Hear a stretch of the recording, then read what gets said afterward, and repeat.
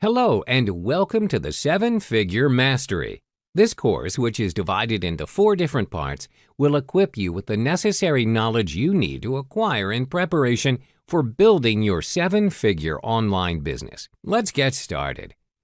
If you're a so-called newbie to internet marketing and you intend to set up your own online business, here are some necessities and technicalities you'll need to cover.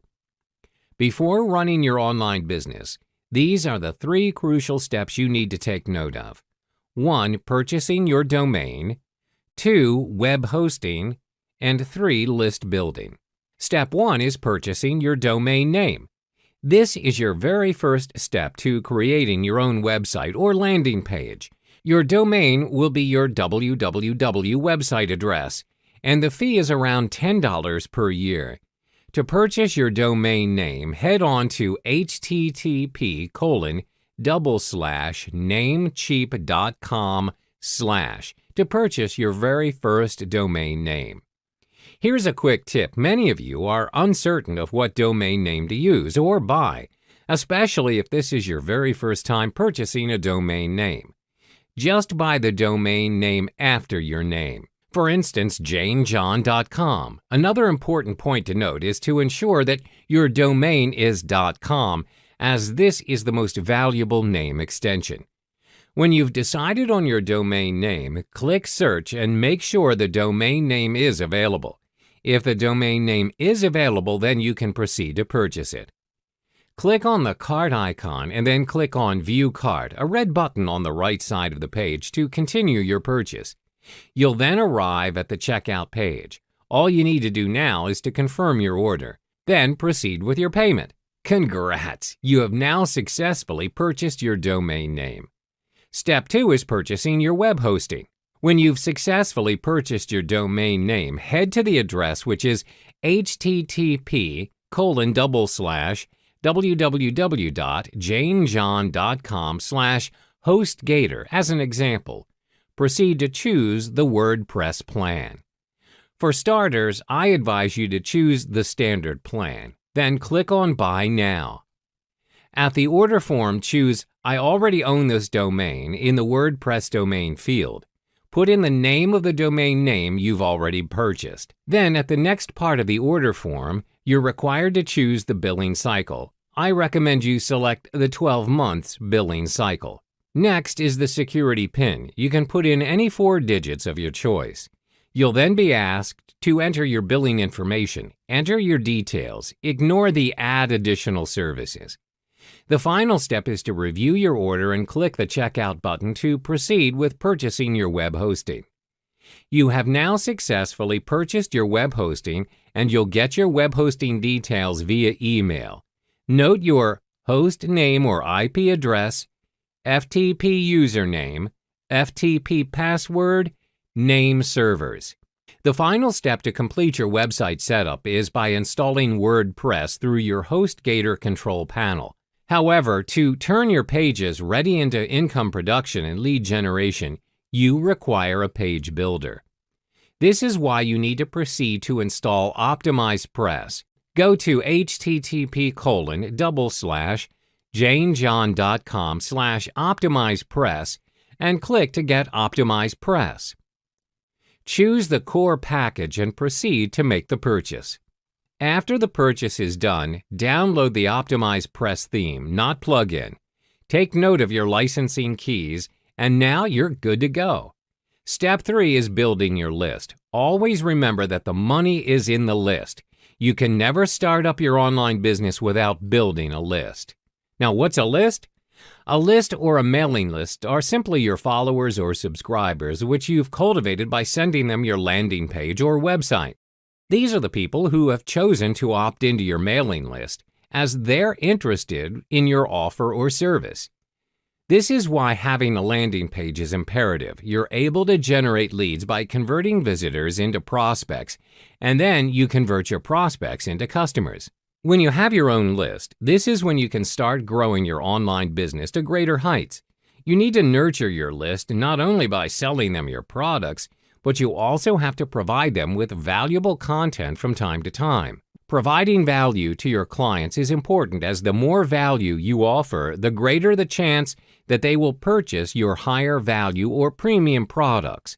In other words, you're building trust with your list.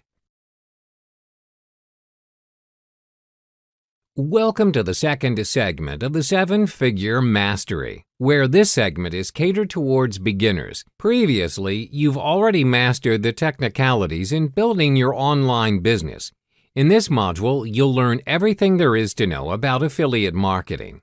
If you're still not ready or you need some time to offer your clients your own products, you can always consider starting out with affiliate marketing. Affiliate marketing, if done right, can help you generate massive commissions. Not only that, you're also able to build and expand your list through affiliate marketing. What is affiliate marketing? The concept of affiliate marketing is simple. We're selling products or services for others, and of course, we're doing the marketing campaign for other vendors' products to be sold to the public. In other words, it gives us the avenue to earn commissions through promoting other people's or companies' products. You start out by choosing a product you find valuable in the market. You then promote it in the most efficient way you can and make a sizable profit for your efforts. But at the end of the day, the most important and truly rewarding part of affiliating is when a sale is made. Why affiliate marketing? Through affiliate marketing, you're able to accomplish 3 things for 3 different parties. First, you're earning commissions for yourself. Second, you're helping a company or other people to generate leads and prospects. Finally, you're making a new satisfying experience to your customers. They would discover a product from you that can really be helpful and valuable to them. The thing about affiliate marketing is we don't have to create our own products for this business to run. Yes, you know that you don't have to go through the trouble of actually coming up with ideas and the labor of producing something. Instead, you'll be selling other people's products. You don't need a big email list to drive traffic to the offer and a huge budget. The common mistakes of rookie affiliate managers. Most of us tend to neglect even the very basics of affiliate skills when we first start out. So what are the potential mistakes you might be making or the ones you're unaware of? The first common mistake is not building your list. Your buyer's list is the very foundation of your affiliate marketing endeavor, and most important, your online business. It's the very basic of it all, and you should always regard it with the highest importance. Another common mistake of an affiliate marketer is not knowing how to generate traffic at its fullest. You have your own way of doing this, of course, but are you truly maximizing the number of potential customers that you should be generating? Facebook, Google AdWords, solo ads, and many others are only some examples of the methods of generating traffic. Even I have to admit that traffic-generating methods are far more intricate than what are thought to be. But don't fret. If you stay toward the end of this course, I'll show you some of my free and paid traffic hacks for you to increase the number of traffic and eventually your commission. Hi there, and welcome to the Advanced series in our 7-Figure Mastery program. In this first module of our 7-Figure Fire Sales Part 3 Advanced series, we'll be learning more about the sales funnel, a critical component when it comes to making and increasing sales for your products. Are you ready? Let's get started. By now, you must be wondering, what on earth is a sales funnel? Well, a sales funnel is a marketing strategy. It is a series of different stages specifically designed to move your prospects from the beginning where they gain awareness of your brand or product to the point where they end up purchasing your product or products as customers and repeat customers. It's named that way due to its diagram's resemblance to a funnel.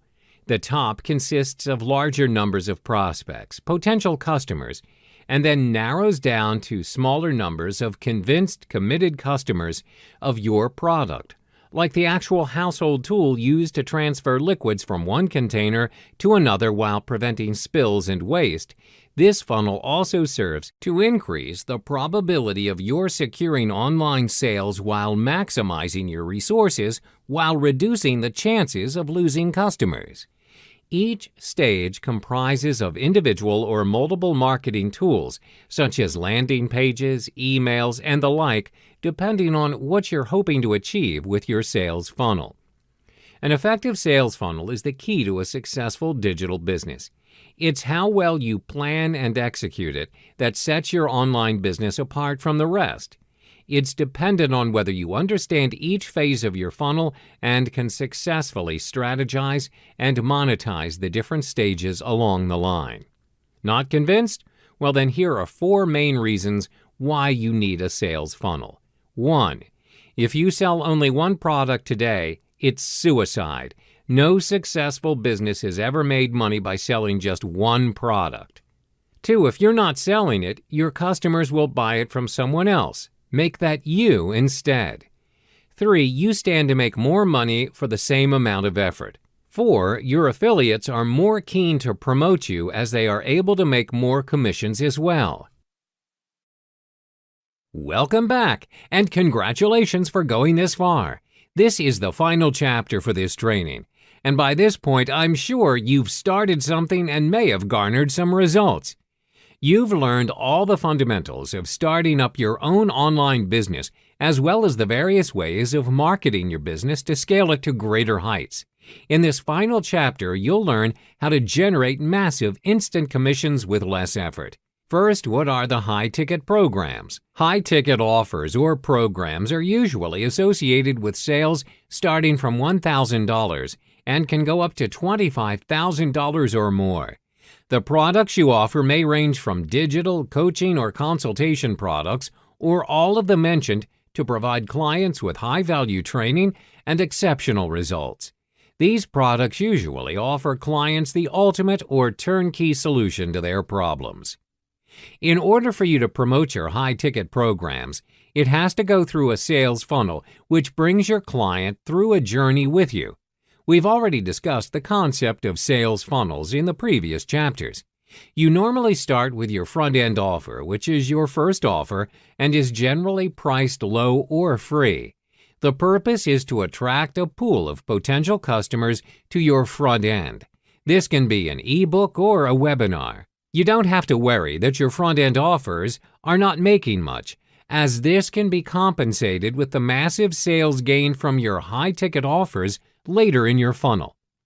You notice not all of your clients will make it to this high-ticket offer. As the nature of high-ticket offers are exclusive and are intended to give high value to clients, therefore programs are also priced at a higher cost. Only clients who are willing to invest a huge amount for greater value and are aiming for a transformation in their business are most likely to purchase your high-ticket programs. Why high-ticket programs? There are 4 main reasons why you should incorporate high-ticket programs in your online business. 1. Transformation. 2. Video testimonials. 3. Filtered clients. 4. Instant commissions. First is transformation. This is where you project the highest value in what you're offering. Your high-ticket program has to provide the ultimate solution to your client's problem. It needs to be transformational or life-changing to them. Provide them with the answer they've been looking for all this while. This builds your reputation as well as credibility, especially if you've just started out. Second are video testimonials. When you've successfully gained your high-ticket clients, you're able to gather video testimonials from them. Now, why is that important? It's your future social proof. When your clients provide you with positive testimonials of your programs and products, this will again build your credibility and reputation. This helps you attract prospects, which eventually turns into your high-ticket clients. The third reason why high-ticket programs are important to your online business is because this is where you gain your filtered clients. These are your premium clients who are willing to pay a high price to solve their problems. You manage to gain these clients by bringing them through a journey, from the 3-week webinar to attending a strategic session with you and finally taking in your offer. This is why executing the 3 stages in creating your high-ticket offer is important. You are able to filter your prospects and only deal with those who are really interested in your offer. This saves you a lot of time and resources. Finally, earn massive sales.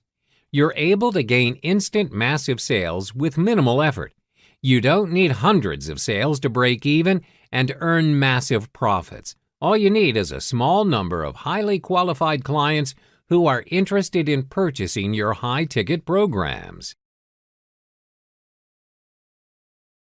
Welcome back. Previously, we've discussed in detail what are high-ticket offers. Would you rather get 1,000 people to pay you $7 each for a program, or would you rather have 100 people pay you $1,000?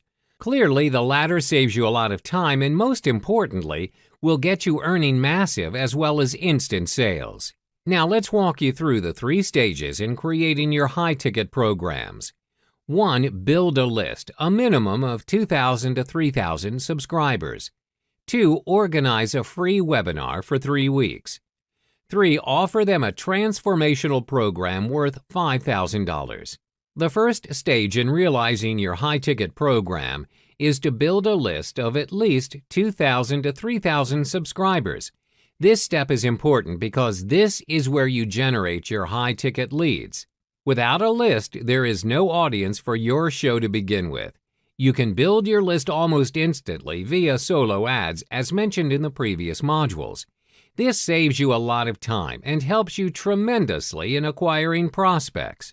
The second stage is to organize a free webinar for your subscribers for 3 consecutive weeks. Email your subscribers regarding the webinar and get them to register for it. During the webinar session, give them a preview of your high-ticket offer and tell them what you want and what they can expect from it. You should also tackle their pain points according to your niche and why they need to get their hands on your high-ticket program. By the end of the 3-week webinar run, make sure you direct your subscribers to the strategic session page.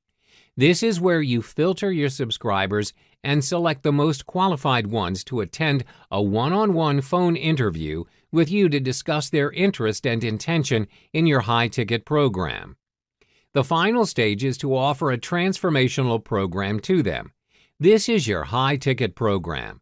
If you are relatively new to the internet marketing niche, I advise you to place a $5,000 price tag on your high-ticket offer.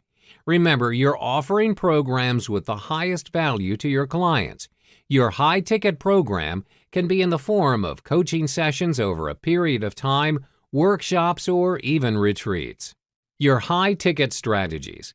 Now let's talk about the 2 different strategies to hypnotize your prospects toward your high-ticket programs. The 2 different strategies to execute your high-ticket offers are 1. The $500 filter. 2. Educating your prospects through different channels. First is the $500 filter. The first step to take in filtering your prospects toward your high-ticket programs is by offering your subscribers a $500 program. This price is set to $500 as to ensure you attract only qualified clients that would take the high-ticket program seriously. Some prospects who participate in your front-end offer are only interested in the freebies and bonuses offered. The worst kind of clients are those who want free stuff and are demanding. You're not going to get them to invest a single cent with you. Therefore, filtering your potential high-ticket clients is an important step. Usually, your $500 program will cover areas such as 1. How to make their very first sale. 2. How to gain subscribers. 3. How to set up an online business. When you've provided them with all the information above, you can then proceed to offer them your $5,000 high-ticket program.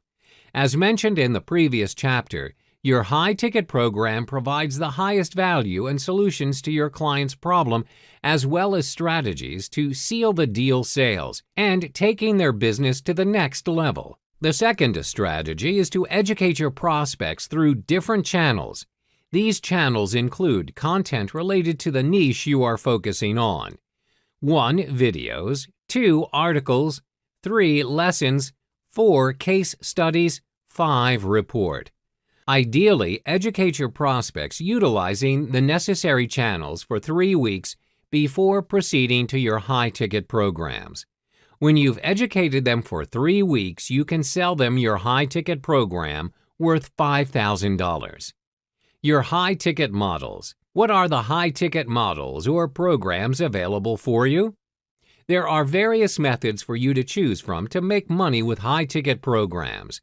These options are 1. Sell through automated webinars, 2. Done-for-you services, 3. Mastermind groups, 4. Seminar retreats or workshops. First, you can sell your high-end products via automated or evergreen webinars. Webinars are a great option to consider, as they enable you to attract a large number of qualified prospects in need of your service when you focus on your niche and market your webinar strategically.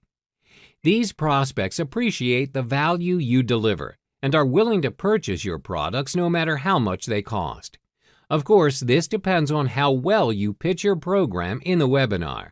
By marketing your products to a large number of audiences at once, you save a lot of time and generate instant sales. You can easily sell $997 to $2,997 programs through automated webinars. These webinars may run for 3 to 4 weeks. The second option for you to consider is done-for-you services. This means you can offer a packaged offer to your clients, which contains various services, from building their landing page or websites to creating and marketing their products.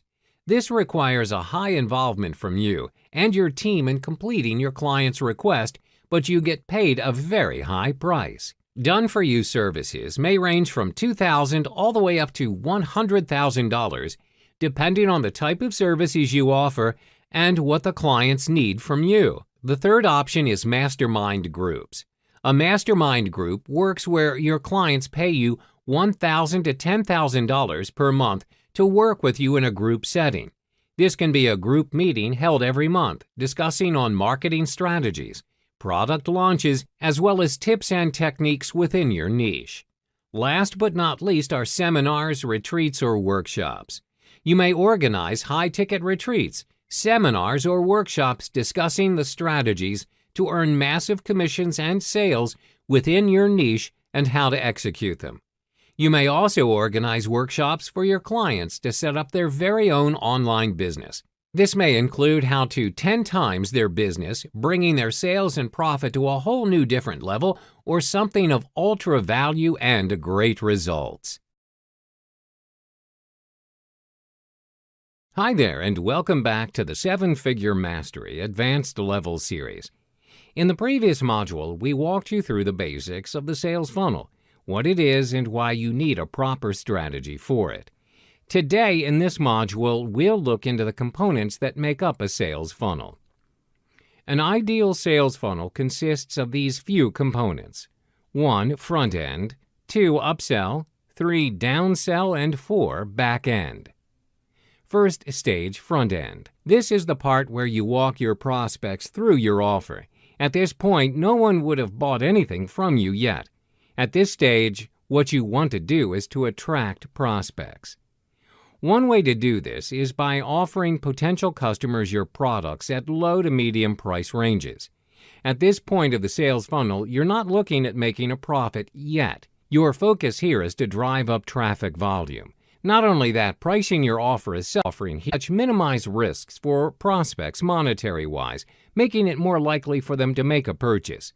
This product offering here would be one that is most visible on your website or landing page, and one that prospects will buy first. Your aim is to use this as bait to reel the visitors in. Your offer here can come in the form of an ebook, a video, or even a software product. Whatever the product, your product should most importantly provide value. Good value creates happy customers, which in turn makes them more likely to stick around. Here's an example. Your front-end product can come in the form of a software to assist internet marketers to create and edit their bonus pages without the need of knowledge of coding and design. This product solves a problem, the complexity of creating bonus pages, and provides value. Its low price point makes it a low-risk buy for prospects. When they find out just how useful the product is, they'd be more likely to look forward to other products you have for sale. Second stage, upsell. This is the stage where your clients are given the opportunity to upgrade their front-end offer. Here's how you do this. When the visitors have filled in the second step of the front end and click the Submit button, you then direct them to a special one-time offer. This is where you promote your upgrade or add-ons. Here, you'll sell a pricier upgraded version of your previous offer that the customer already owns, or provide clients with the opportunity to add extra features or to get add-ons for their existing product, which will be even more helpful for their needs. The key here is to increase value and make the upsell essential and natural. Let's take the same example of the same bonus page software I mentioned earlier. Here, as the upsell, you offer the deluxe, more advanced version of the same software product where there is an upgrade in value. The product's library is tripled as compared to the front-end offer. To reflect the increased value the product offers, the price is adjusted to be a little pricier than the original product, which is $48.86. The next important aspect is how you structure your one-time offer. Obtaining the second yes from your clients is 80% dependent on your offer structure and 20% script. Here are some tips on how you should structure your upsell offer. Don't sell more of the same offer. This is a common mistake. Entrepreneurs try to sell more of what the customer just bought at the front end. For instance, if your front end is a book on dating tips, your next offer should not be the same thing. Don't sell a totally random product. The next major mistake people make is selling random, unrelated products. When there's no logical connection between your front end and your upsells, you will automatically kill conversions. Focus on the next thing. This is one of the smartest ways to do upsells. For instance, if your client has already purchased the dating tips book, you know that his or her end goal is to find a partner. Think of what your audience will be interested to know more next in that context. You can offer them an upsell on how to dress to impress on their first date, or even on personality and character building to attract their other half. Those types of upsells will convert well as they are related to the end goal for the audience. Third stage, downsell. So, we know that not all our customers will buy into your upsell offer. Some are bound to decline the offer, and this is where the downsell offer comes in. The downsell is where you offer the person who rejected your offer an alternative product at a much lower price. The benefit here is that although the customer has declined your original upsell offer, you still earn something from your sales efforts, as opposed to nothing without the downsell.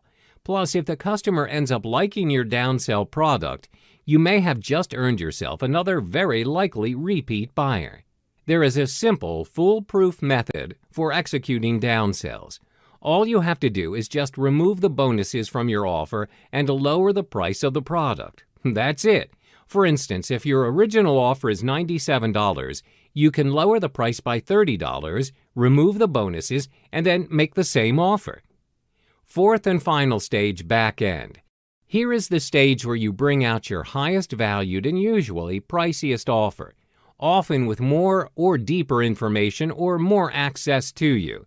This is where you gain maximum profit, as it's where you can charge at a premium rate. Due to its value and pricing nature, back-end products are usually offered a few days after the other funnel stages. The back-end offer is usually targeted towards a small, very responsive group of customers. This small group are customers who have traveled from the front-end stage, managed to harness significant value from the products they have either gotten for free or bought from you, and are convinced enough, so much so that they look forward to buy more from you. Some examples of back-end offers are exclusive offers like private coaching or training programs. These trainings are usually referred to as high ticket. Welcome back to the 7-Figure Mastery. Now that you've mastered the necessities and technicalities of setting up your online business, it's time for you to survey or spy on the market. Sooner or later, you'll need to create your very first offer and, most important, choose the niche you prefer to venture into. Let me tell you this, the biggest mistake most people do is not spying on the market before creating their product. In fact, this is common in the world of tech startups. There are many ambitious marketers out there who aspire to create the next best thing, such as software, tech, apps, and gadgets, in hopes of bringing significant change to the world, like how Facebook and WhatsApp did. But bear in mind, behind every successful product there are 1,000 failures unpublished. The same goes with coming up with digital products. Creating a new product without doing prior research is a great risk. Would you agree by the end of the day you'll only be wasting your resources, time, and money when you fail to test your products beforehand and just choose to try your luck? Is this efficient? You should already know the answer. This brings us to the question, how and where do you spy on the market? The answer is to explore JVZoo. JVZoo is a popular affiliate site amongst internet marketers and online product creators, or better known as the Make Money Online MMO industry. It's a platform to showcase various online products ranging from ebooks, video tutorials, software, apps, plugins, and products related to email marketing.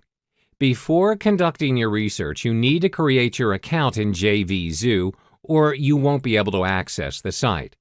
Once you've created an account on JVZoo, you're now good to go. What you need to do is to find out what's been selling on JVZoo for the past 6 months and conduct your analysis. You can break this down into 3 simple steps.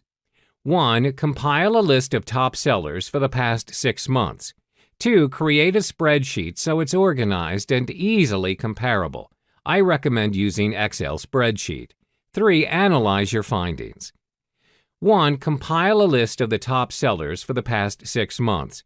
For the first step, compile a list of featured products from JVZoo for the past 6 months. I advise you get familiar with the system as soon as you can, as you will eventually promote your product or become an affiliate in the future. What you need to do is click on Product Library on the drop-down menu on the JVZoo page. Then click on Featured Products.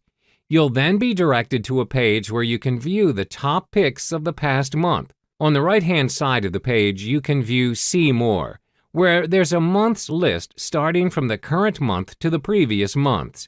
You may click on the month and it'll bring you to the featured products of the selected month. 2. Create a spreadsheet so it's organized and easily comparable. I recommend using the Excel spreadsheet.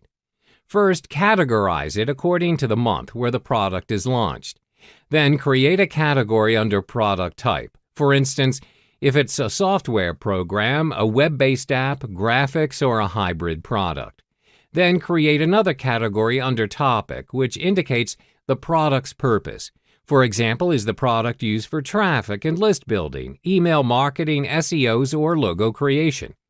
There are a vast range of products out there, and it's your role to categorize them in a way that makes sense and makes it measurable and easy to analyze.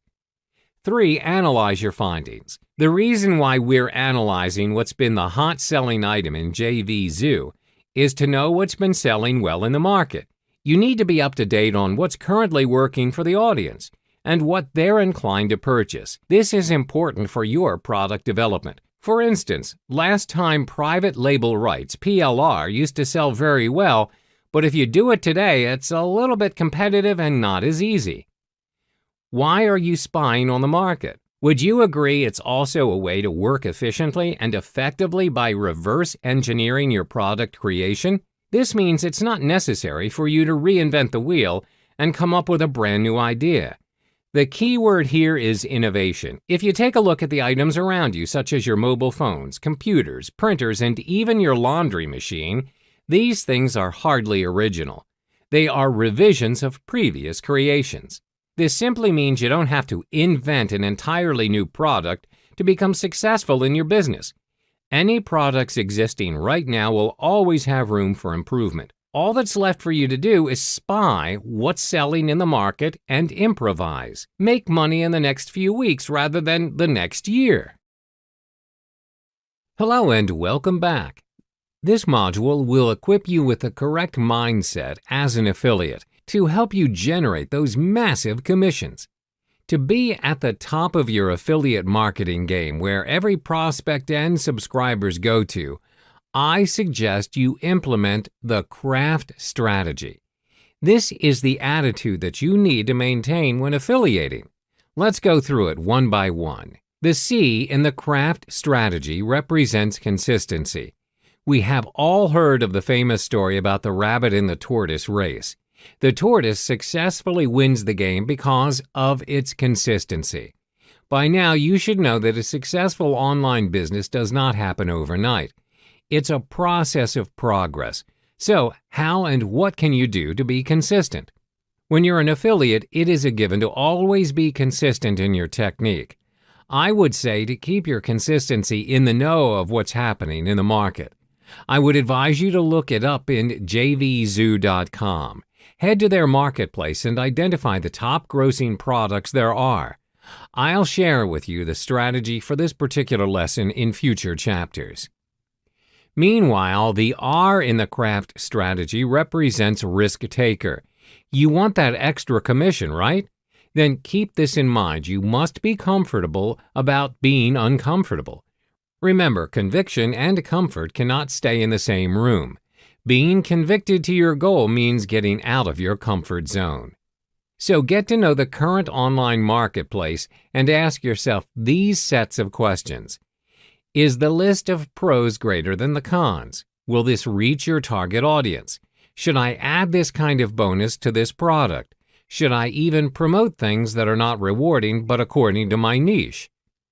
The A in the craft strategy represents action.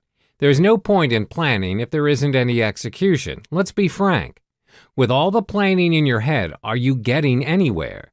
If you don't start somewhere, will you be getting the extra commission? If you don't put up those killer bonuses, do you think it'll be beneficial to your prospect and subscribers in the long run? So don't wait to act, regardless of your circumstance or situation. This here is the starting line of doubling or even tripling your commission. The F in the craft strategy represents follow-up, the basic and nonetheless critical mindset you need to always remember. I think you would agree that following up to your list is important for you to earn the extra commission. Let me suggest a way for you to follow up with your list effectively and efficiently. There will come a time when you have already established a large list, and it'll get overwhelming to follow up with your list manually. So sign up for any autoresponder software available out there. For instance, Aweber. They provide automation services and editable mail layout for you. However, the key is to be consistent. If you don't do it, you don't earn. If you do, you will earn that extra commission you've always wanted. The T in the craft strategy represents time management. Spend at least once a week to study the current product in the marketplace and find out the reason why a particular product is increasing or decreasing in demand. This will allow you to train your observation and analytical skills. With these skills, you'll be able to promote the right product and have a higher commission in return.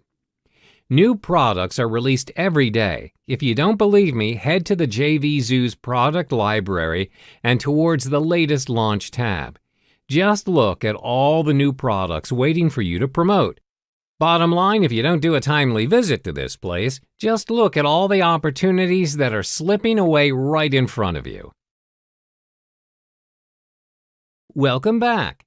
Once you've spied on the market and you've decided on the product or service you want to offer, this brings us to the next important element, the 7-figure mindset. This means you're always aware that you're serving your customers in different stages. The different stages also comprise of different values. The higher you and your customer climb the different stages, the higher the value added and given. This also means you're paid more. Believe me, a percentage of your audience will always want you to pay your premium to get more value. Your goal is to scale it higher every time you promote your offer. Let me provide you with an example. Let's say you filled in a survey online for a hair salon. In exchange, you get a free hair wash from the salon. When you visit the salon for the treatment, the staff attending to you will point out that your hair is dry and you need more than a regular hair wash. The staff will then suggest you sign up for a moisturizing hair treatment. Then the staff will point out that if you opt for their hair treatment, you'll get a hair curl treatment for a special price. When you do that, they'll notify you that your curls need to be maintained and you can schedule an appointment with the salon 3 months later. Have you noticed the trend here? The salon has strategically carried you through different value stages. From a free service, you're walking out of the salon potentially paying them hundreds to thousands. When you are clear on the values you would want to project and present to your customers, you'll automatically generate your sales funnel, set up your back-end systems, and generate leads for you. Don't be surprised if some of your customers are willing to pay you hundreds of thousands of dollars for your high-end service, as they acknowledge the fact that you are able to provide them with the highest value. Always have this 7-figure mindset where you would want to keep offering your customers the highest value of service. It not only builds trust toward your brand, but they're willing to pay you more for it. Hi there, welcome back to 7-Figure Mastery. In this module, we'll learn about the basics of marketing your offer, as well as some tips you can use later as we go in depth in the later chapters. The key to earning massive profit with your online business is being able to generate massive amounts of traffic to your website. By traffic here, we mean your site visitors. This is only logical. More visitors means more exposure and brand visibility. This means more opportunities to make an impression, share your brand, and build a relationship with them. Combined with a brilliant product that meets needs and an impressive website, this will naturally result in more conversions, which means more sales. In order to do just that, you need a way to get word out there to the masses and give people a reason to visit your website. And this can only be achieved via online marketing methods, aka traffic generation. There are many methods and tactics available out there to help you generate traffic, both paid and for free. Among the available methods are Google AdWords, Solo Ads, Facebook Ads, Instagram, and Pinterest. In the coming modules, we'll discover more about these different avenues available for traffic generation and learn how to use these methods to tweak our traffic numbers. However, before we venture down this path of discovery and learning, there is one thing that you need to keep in mind at all times. You should first and foremost focus on traffic quality over traffic volume. Numbers are important, but traffic quality should be prioritized even more. The traffic you get should be targeted, people who will very likely find your services or products a good fit with their needs and wants. Only then you'll see high rates of conversions. Tips for quality traffic generation. 1 is study your traffic numbers. Put your analytics to good use. Study them to find where your sales are coming from. Look out for key performance indicators and metrics. This includes click-through rates, or CTR, conversion rates, bounce rates, and customer lifetime values. This way you can measure and identify visitors that are valuable and use that information to replicate success and enhance website traffic quality. 2. User-friendly website navigation and design. Your website should be user-friendly, period. Users should be able to find what they're looking for with minimal effort, with just a few clicks. Speed's also an important factor here. Loading times should be short. Not only that, website design should be as simple as possible and at the same time be aesthetically pleasing. Colors should be simple and words readable and clear. Having a mobile version of your website also helps, and most people nowadays surf the web using their mobile devices. 3. Your website content. Focus on the quality of your website content and also consider a more multifaceted approach with mediums you use to present your content. Incorporating popular formats like videos, webinars, infographics, and case studies will help you reach out to more people, which will help you get higher quality traffic. Welcome back. In this module, we'll debunk some of the most popular affiliate marketing myths. I know some of you may have doubts and thoughts on affiliate marketing. You have people telling you that you would not earn a massive commission if you do not possess a huge mailing list. Some people may also tell you that the commissions you earn are too little and it's just not worth the effort. Therefore, let's debunk some of the popular affiliate marketing myths. The most popular myth concerns the size of your email list. It's one of the biggest misconceptions out there. People say you need a huge list to make money with affiliate marketing. That just isn't true. The quality of the list is more important than its size. Just because you can email to 100,000 subscribers doesn't mean you'll make any sales. Having a list of buyers is 100 times better than having a list of subscribers that have only opted in for a free report. Because those free subscribers can and will make purchases, but someone that has already purchased from you are already starting to trust you and will make more purchases because you have recommended it to them. Always remember, the bigger the email list with buyers will in turn produce higher commissions and profits from your efforts to deliver quality and value to them. It's not just about delivering promotions to them all the time, but also giving them advice and showing them results. Sending them clickable links or any forms of call to actions in every email is important to have them view your recommendations regularly. Emailing daily is a must. You need to keep you and your brand at the top of the subscriber's mind and inbox. Don't let yourself be forgotten.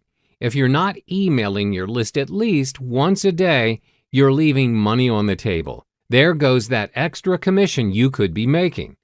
At some point, having a huge email list is important, but it's not the sole measurement of a successful affiliate email campaign.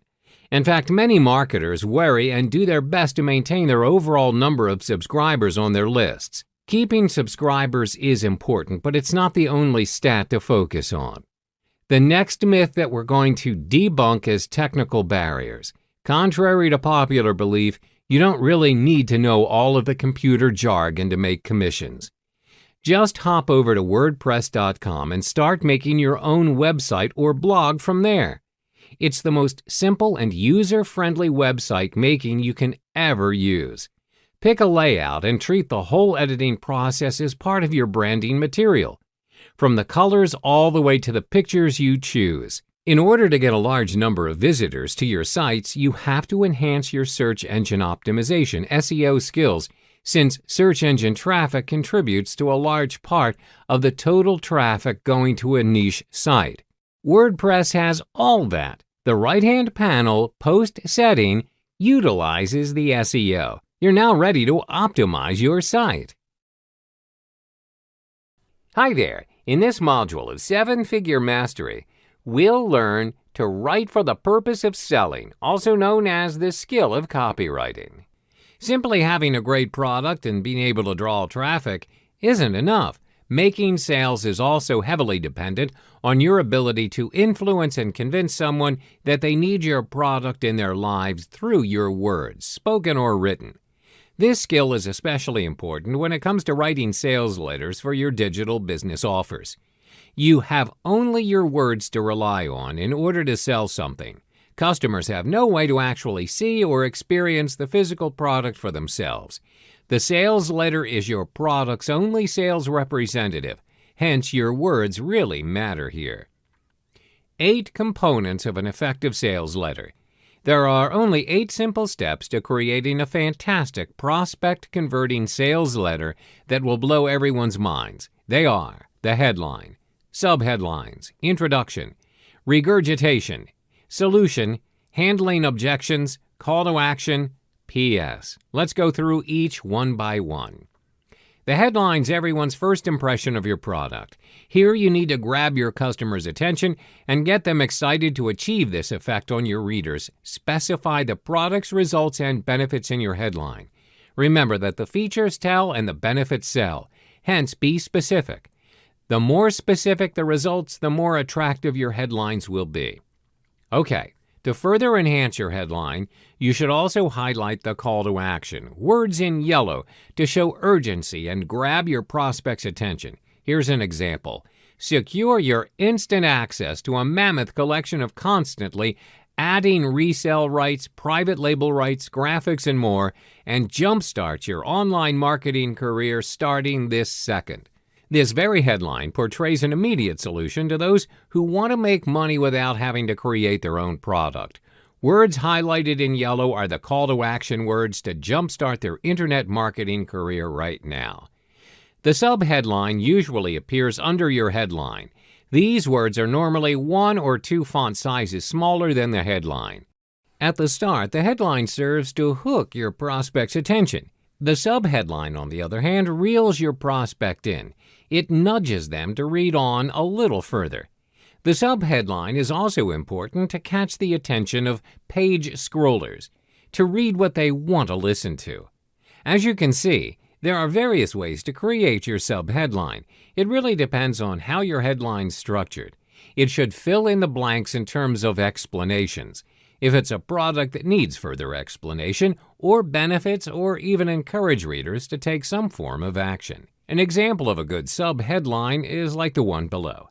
The subheadline serves to fill in details about how one can discover social media marketing techniques from top experts through a 3-day event for this very purpose. This draws the audiences in further into reading the letter to find out more details about the event. After you've successfully ignited the curiosity of your prospect, it's time to make your very first and lasting impression to your prospect within your introduction. The main purpose of the introduction is to qualify your prospect even further. First, you'll need to introduce yourself. Your prospect will eventually ask, well, who are you, and why should I listen to you?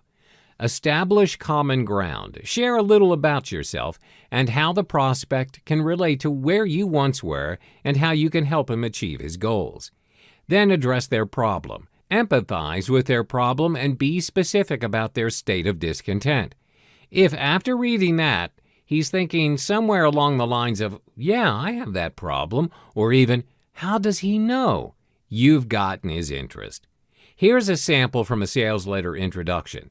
The creators introduced themselves as creators of the said product and gave their intended audience a valid reason to listen to them.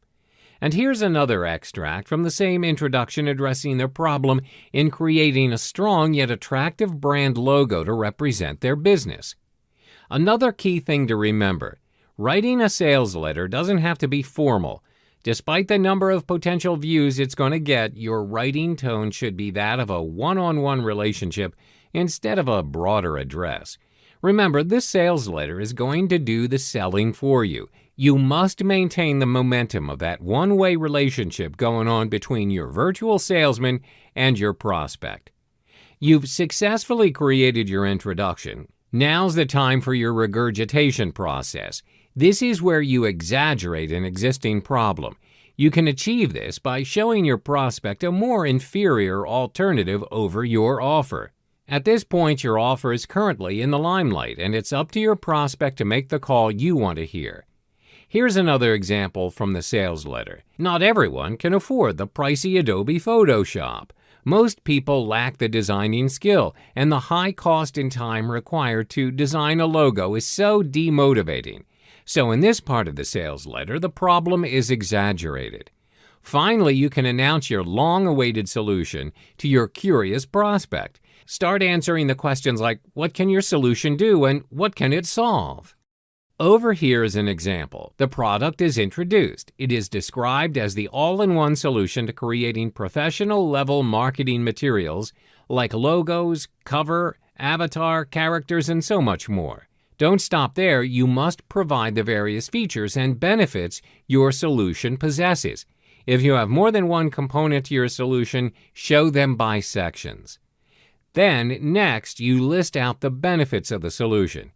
If your benefits contain outcome effect words such as $10,352.49 in 72 hours, 38,328 unique visitors in 30 days, and twice the power, to name a few, it's advisable to be bold and change its font color to yellow to give the words more emphasis.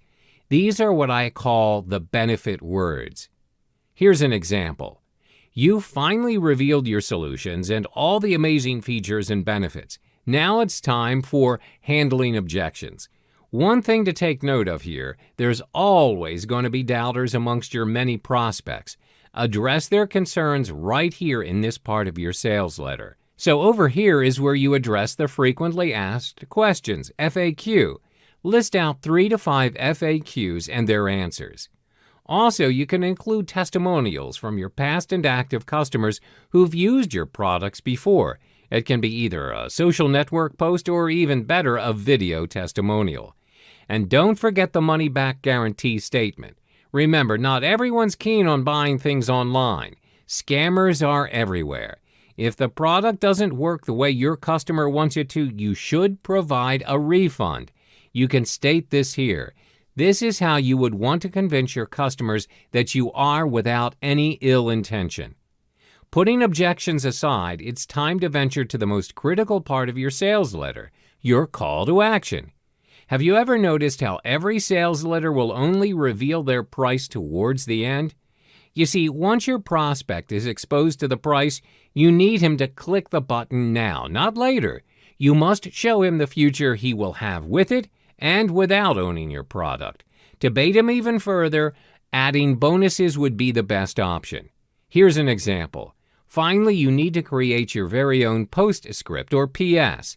This section is the second most viewed part within a sales letter. This is because most viewers are page scrollers. The only thing that attracts them would be the headline, and curiosity drives them down until they meet the end of your sales letter. The PS or postscript. Your offer must be summed up in 2 to 3 lines.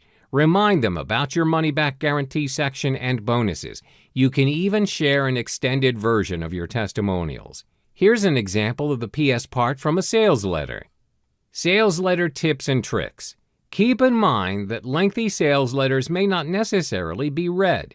Send a clear and concise message within the sales letter. It's not about how many words you write in a sales letter, it's about how you sell.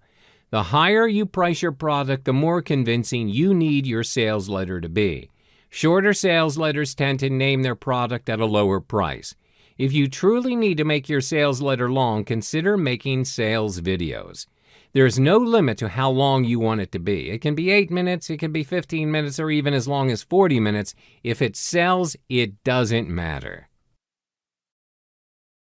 Hi there, and welcome back. In this module, we will learn how to select the best-selling product for you to promote as an affiliate. One good thing about affiliate marketing is, which I bet you would agree, is that you don't have to worry about the lack of products to promote. That's because new products are launched every day. In short, there's plenty of abundance. However, not all of them will sell. If you pick a product that doesn't bring profit, then it'll be a waste of time, energy, and money, especially when advertising's involved. Therefore, it is imperative that you choose the best product. If you're skilled and efficient enough, you'll play a bigger role than the product vendor in generating sales. They'll depend on you to bring in the buyers. Sounds like extra cash to me.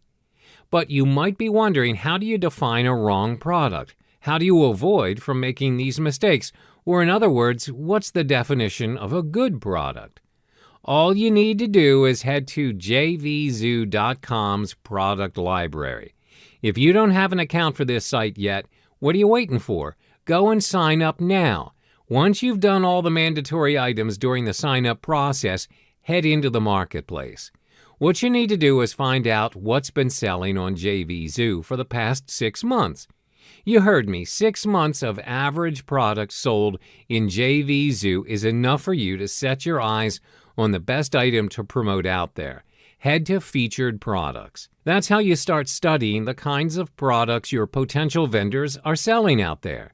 The amount of sales they're making, the types of products they're selling, and the commissions affiliates can earn. Now, don't stop there. What comes after this is making a list of the 6 months of featured products. Use any spreadsheet that you've got and categorize the products. I'd recommend you start by separating them according to the month of the product launch, following their name, type of product, and earnings. Eventually, it's up to you to measure each product in the simplest way. because at the end of the day, you need to conclude your studies by highlighting the products that work best. You'll notice that some products are selling more than others, even if they're in the same category. Therefore, it's important that you just don't pick random products to promote. Take note of their commission. Which of these are selling like hotcakes and which are the least favored among buyers? Welcome back to the beginner's course to build your online empire. This module will equip you with the necessary criteria for you to look out for in order to choose the best products to promote.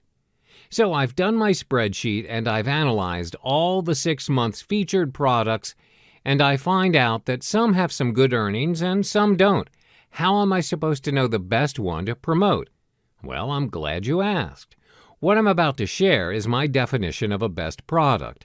These are the criteria that have helped affiliates earn those extra commissions you've been looking for. Criteria number 1, choose the product with the most rewarding commission. I would advise you not to go for anything less than 50% commission. They're not worth your time. Just head to JVZoo and choose Find Product under the Affiliate tab. The second criteria is digital products sell better than physical products.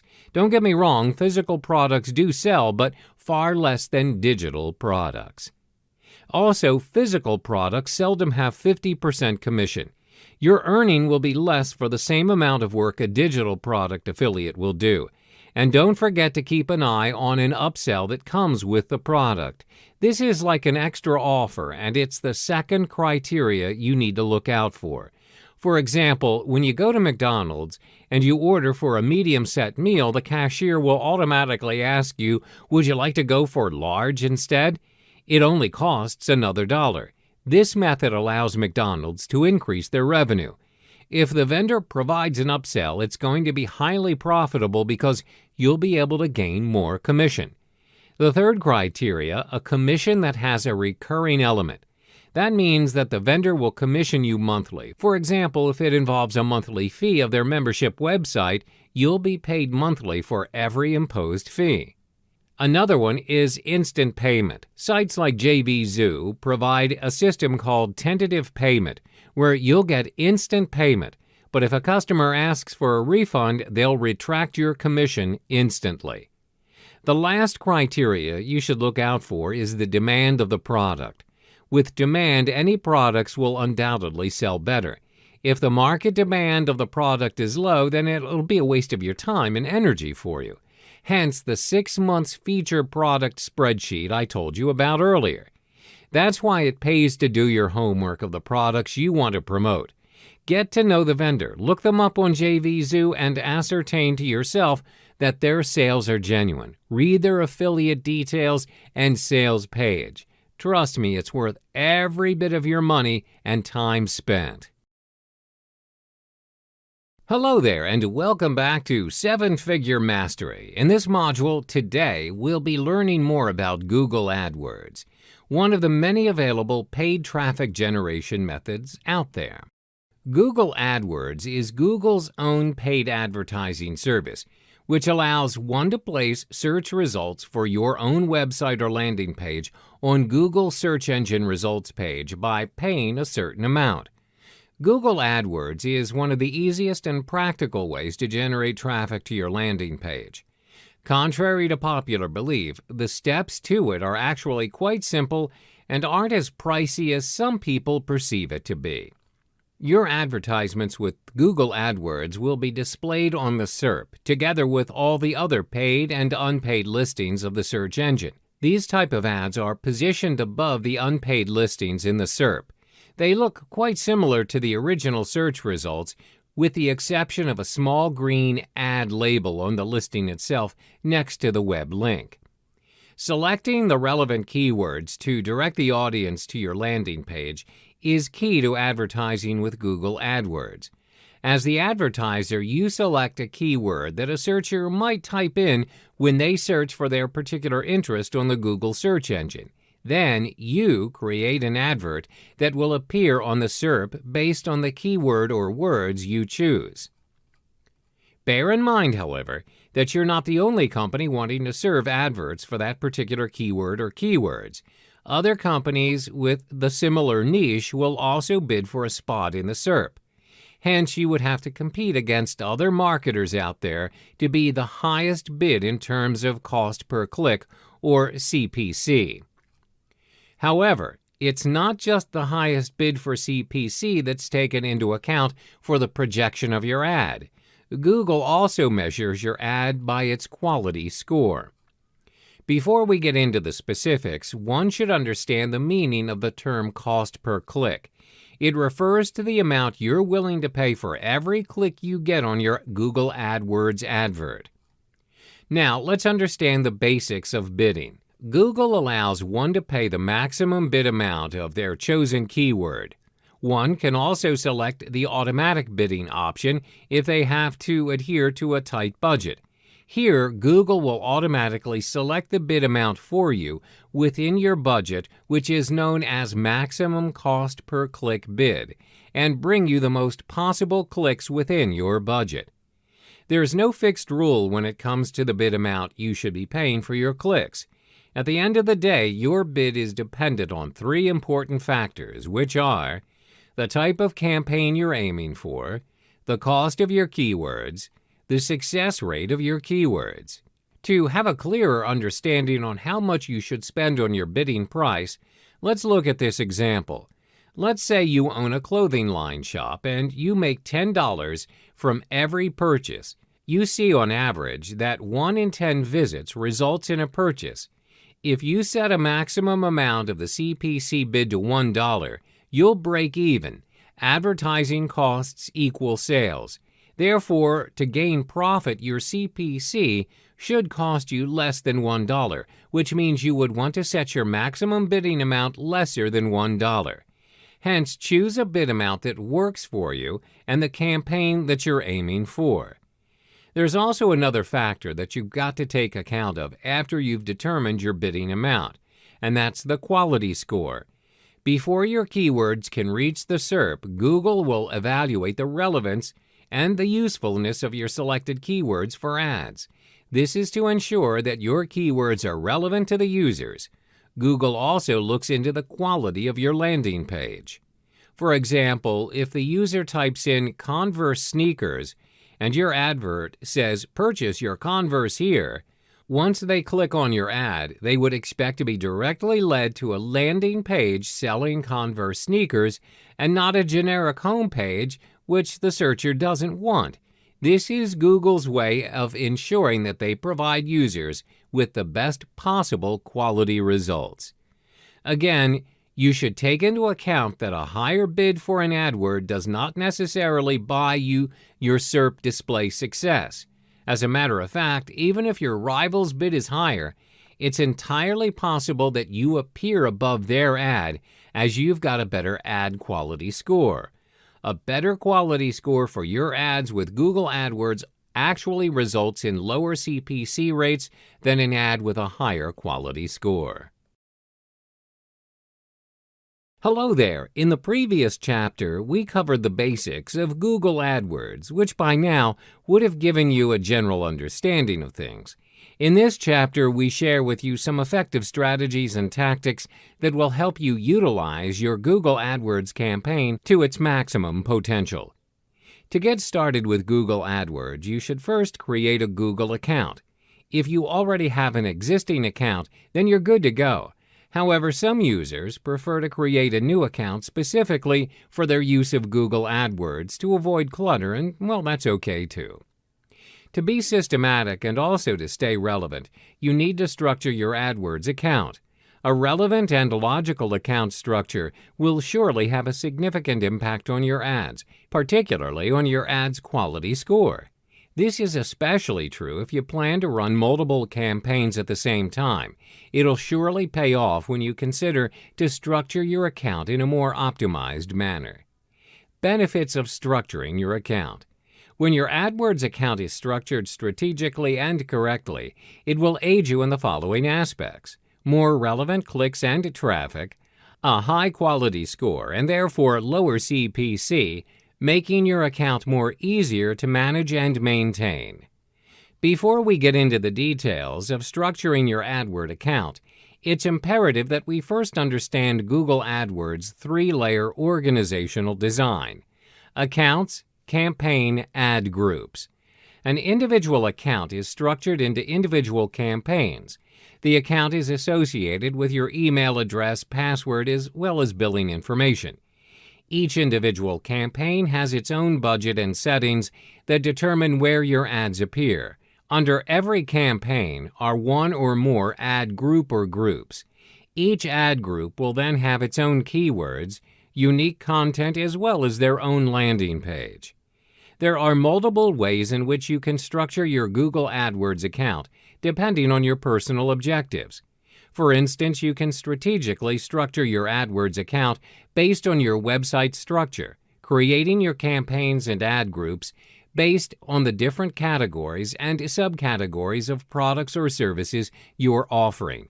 For example, for an online e-commerce shop specializing in clothing for women and men, you can choose to have two separate campaigns for women and men categories with ad groups for the subcategories under each category, for example, shoes or shirts.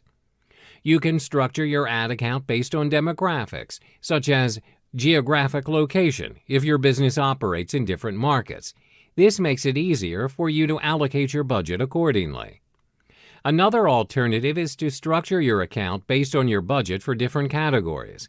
This is to help you control your budget for different categories, subcategories, and networks, as you can only set your budget at the campaign level. Also, when there are too many ad groups under a single campaign, it's only wise for you to create another separate campaign. This will help you when it comes to managing your account. Strategy and tactic number 2, selecting your keywords. Now that you've already structured your AdWords account based on the campaigns, you would now have to identify which relevant keyword to use for the different campaign ads. Keyword research must be done to find suitable and effective keywords. This is to ensure that the keywords you intend to use are not of a low-quality score and are also not too competitive. One way to do this is using WordStream's free keyword tool. The steps are fairly simple. First, you need to key in a search term, for instance, baking supplies. WordStream will then generate a comprehensive list of keywords related to the original search term. The most interesting part is the relative frequency data for the keywords is also made visible to you. You may also view the competitiveness of the keywords as well as the search volume using data from the Google and WordStream. On top of that, you may also test out your keywords by using WordStream Advisor. WordStream Advisor is WordStream's free keyword tool, PPC, and social media advertising platform. It enables you to search for new keyword ideas, identifying the keyword niches, and most important, excluding negative keywords from your campaign. When assembling your ad group, be sure to always start small with the number of keywords per ad group, which is 10 to 20 maximum. This is because Google works in a way where, when there are too many keywords in a particular group, the list will get too crowded, and the chances of you getting results or generating traffic based on those keywords are very slim. Some may not even generate anything at all. Strategy and tactic number 3. Identifying your audience and your unique selling position, USP. One of the most important factors in ensuring you strategize your ads effectively is by identifying who your customers are and their demands. Ask yourself these important questions. What does your customer want? What does your ideal customer do? When do they do it? When are they actively searching for what they want? What device are they using? When you've asked all these questions, follow them up with thorough research. By doing so, you'll discover your market as well as the customer's needs. This also helps you avoid wasting your resources, time, and money and energy in developing your AdWord campaign. What is USP, Unique Selling Proposition? Your USP is what sets you apart from you and your competitors. It gives you an edge where it gives your prospects a convincing reason to choose you over everyone else. So how do you create your own USP? First, identify your strengths and what do you have that others don't. This will be your X factor. Always remember that your price tag isn't the sole reason why people buy your product or service. If your competitor is pulling you down on pricing because they're more established, you have to be creative and tackle another sales feature that will compensate the customer's needs. You need to build your sales around that particular feature. Second, interact with your customers by hearing them out. A great company is built on consumers' feedback and insight. Ask your customers these following sets of questions. Why are they doing business with you and not others? What do they like about your product or service? What can you improve on? Third, in order to create a compelling USP, analyze your competitors. Make sure to analyze your competitors' ads, websites, and marketing materials. This way, you can find a way to stand out from the crowd and establish a unique and effective AdWord campaign. Welcome back to the 7-Figure Mastery Beginners level. It's time for you to learn the steps on how to write simple and effective reviews that help generate those extra affiliate commissions. To put it simply, you need a review article to promote the product you've selected. You need a review article to be added into the one-page affiliate website to present both benefits and features. As an affiliate, you should focus more on the benefits. Features of the product are equally important, of course, but benefits are what most people are going for in a product. Have you ever heard of the saying, features tell, benefits sell? To get access to the review article, you need to get the review access from the product vendor, of course. Getting a review article is just an email away. Get to know your vendor. Email them about your intention and how you want to learn about the product before writing your review article. That's right, learn about the product. One of the common mistakes that most affiliates do is not learning about the product first before writing the review article. You should contact the product vendor for all the necessary information. Ask for a review copy or full access to the product. This is the alternative way to get access to the product. From JVZoo, choose the product that you want to promote and then click on Affiliate Details. The vendor will tell you what to do should you need information regarding the product for the review article. Writing your review article. You may not realize it at first, but a good review article can increase the conversion rate. That's right, review articles help increase the purchase rate through affiliate links. Here are some killer tips for you to write your own review article. Step 1. The key is to just keep it simple. Keep it within 300 to 500 words. Your review article should not exceed 500 words because anything more than that will not hold the attention span of your readers. Step 2, write it in the conversational form of me to you message. You don't have to be formal. Make it more personal and friendly. What's more, there's only 2 important points you should write for a review article: the pros and cons of the product. Be concise and straight to the point. Step 3. Additionally, you can insert the photo or screenshots of the products. For physical products, you can show different angles and measurement of the product. Once your vendor sees that you're putting in an effort to promote their product, you can hear the distant sound of extra commissions knocking on your door. Step 4. Insert your promotional video in your article. Upload it to YouTube to get a permanent link in case you need to use it for other related promotional sites. As for a physical product, you can make a demonstration video of the product to your prospect. Step 5. Set up your own site or page to upload your review writing and insert the affiliate link. As I've showed you earlier, WordPress is the easiest way to do this. You don't need any programming knowledge to utilize WordPress. Remember to host it with your own server. Don't use free blogs like example.wordpress.com. Register your own domain and server. Here are some examples for domain names, like somethingreview.com, somethingbonus.com, or somethingspecial.com. Hello and welcome back. In the previous module, you've learned how to write a killer promo. In this module, we'll equip you with the necessary strategies to triple your affiliate commissions. So let's get started. Now be ready and open your mind for some new possibilities. At this moment, when you're doing affiliate marketing, you are in a competition with other affiliates selling the same products and the same methods. Isn't it hard to get an edge by being unique and different from other affiliates? Or can you convince people to purchase your product rather than purchasing from them? Well, being prepared for your promotion or product launch you are advertising is the single most important aspect of having a successful affiliate marketing business. Like anything else, you need to treat this like a business. How many successful businesses do you know that don't plan out their strategies? This is no different because you need a strategy to execute. So ask yourself these questions.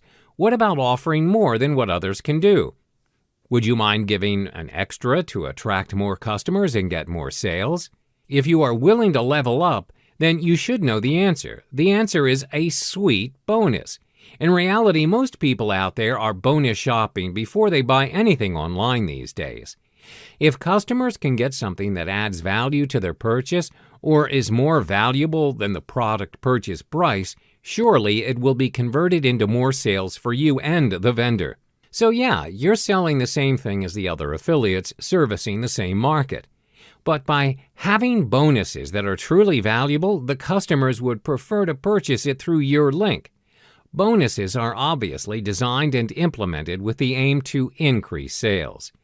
They must be readily available and accessible to all customers once they purchase through your affiliate link.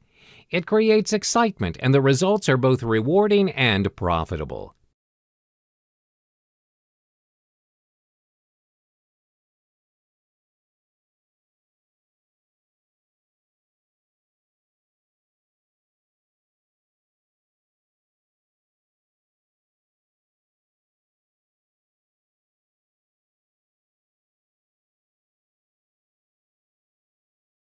Hi there, welcome back to the Advanced Level series of the 7-Figure Mastery Program. In this module, we'll share with you more strategies and tactics in creating an effective Google AdWords campaign.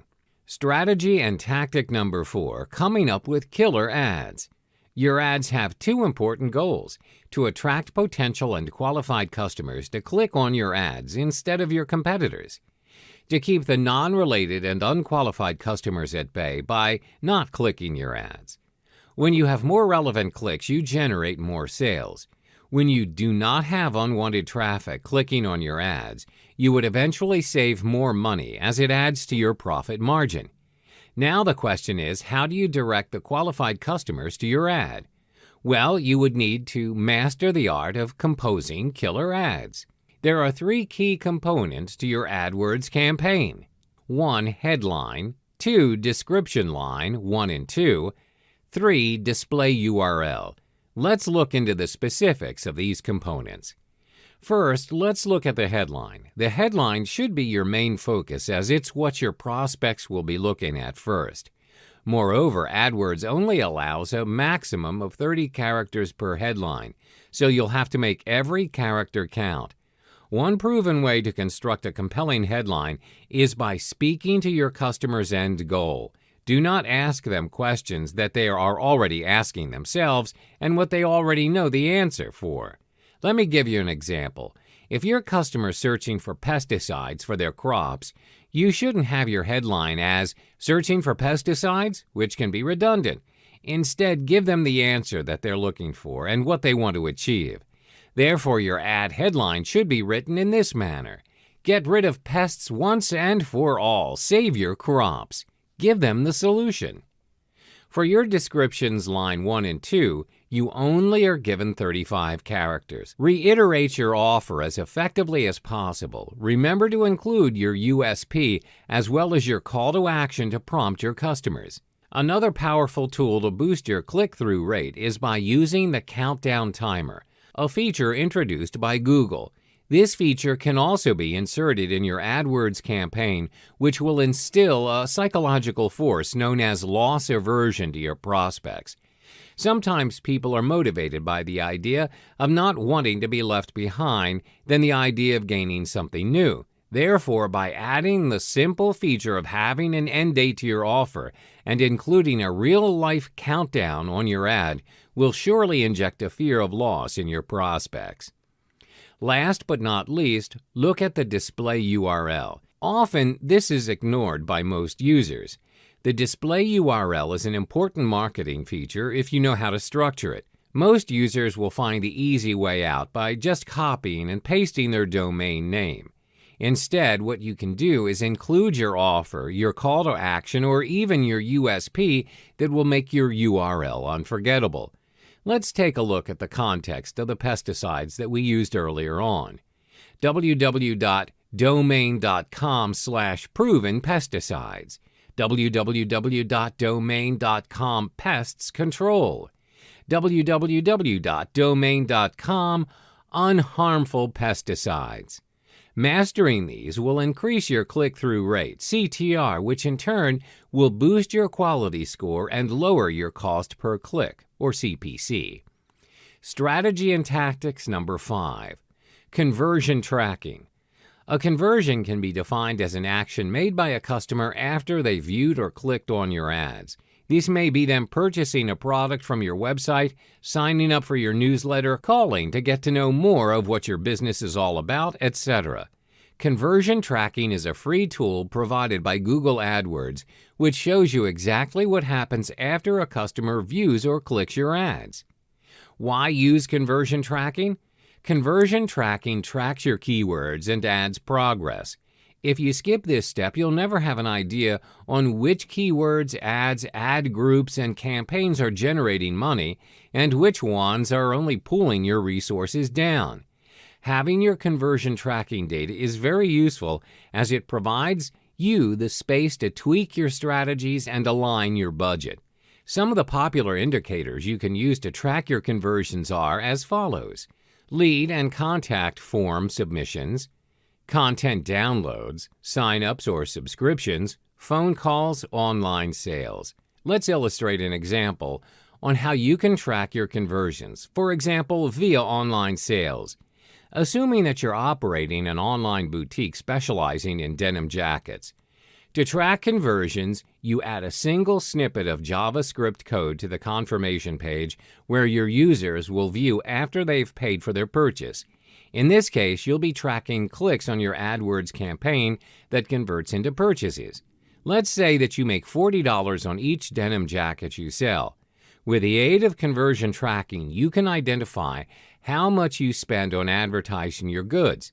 In this context, let's say you spend about $10 for each purchase your ad generates. As a result, your return on investment, or ROI, is $30. This shows that your business is generating a positive value as you are gaining more than what you've spent.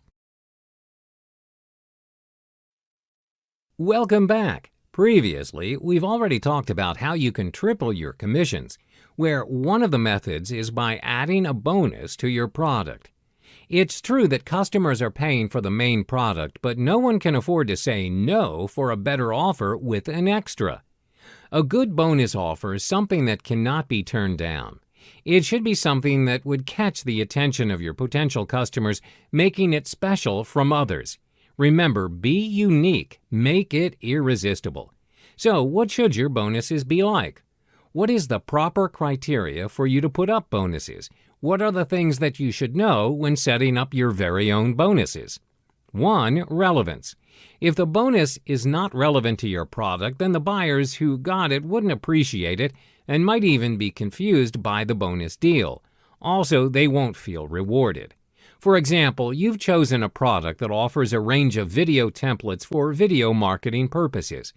Relevantly, what would be closely related to a video template? What else would your prospect need when buying this product? Don't you think that once buyers have created videos, they'll be needing traffic to increase their views? You just found yourself an opportunity right there. You can give a bonus relating to traffic-generating secrets or even a YouTube traffic hack. The possibilities are endless. 2. Raise it up. If the product you've chosen costs $67, your bonus should be worth 5 times the product. If your product is $100, your bonus should be worth $500. Now, this isn't a rule that you must follow, just a general principle. Your bonus works as a motivational push for your buyers to take actions in purchasing your product, but you'd be surprised at the amount of earnings you can get if you apply this rule to your bonuses. 3. Rarity. Thirdly, your bonus must be rare, meaning it's the only accessible thing that comes through you. If you provide a bonus that can be found elsewhere, it won't be special anymore, and the prospective buyer might not be intrigued by it.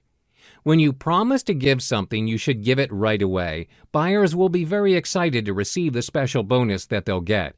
It's perhaps the primary reason why they purchase through your affiliate link in the first place. In fact, as much as you want more customers and prospects to come, keeping the same buyers is even better. Giving them disappointment by giving them the promised bonus late would certainly hurt your business and reputation. Be extra careful and be responsible. 4. Be adventurous. And by being adventurous, I mean try to win affiliate contests. At times, product vendors will organize affiliate contests as a competition. An affiliate with the most number of sales in a set time will win a prize. Explore the affiliate contest in JVZoo. They are used as incentives by vendors to increase the number of affiliates who support and get on board with their product launch. In order to increase your sales, for the affiliate contest, you can use the scarcity factor as your sales technique. This technique creates a sense of urgency for customers to purchase a product through your affiliate link by presenting it as limited for a short period of time. 5. Reuse. Lastly, your bonus offer will not end at the one promotion only. You have spent a lot of time and effort in formulating ideas and getting necessary things done to come up with such a great offer. In order to increase your sales for the affiliate contest, you can use the scarcity factor as your sales technique. Nevertheless, you can use the same offer with the same great result if you've made it doable with other promotions. Hi there, everyone. In the previous few modules, we looked at Google AdWords' general features and functionalities, and also strategies to launch your own Google AdWords campaign.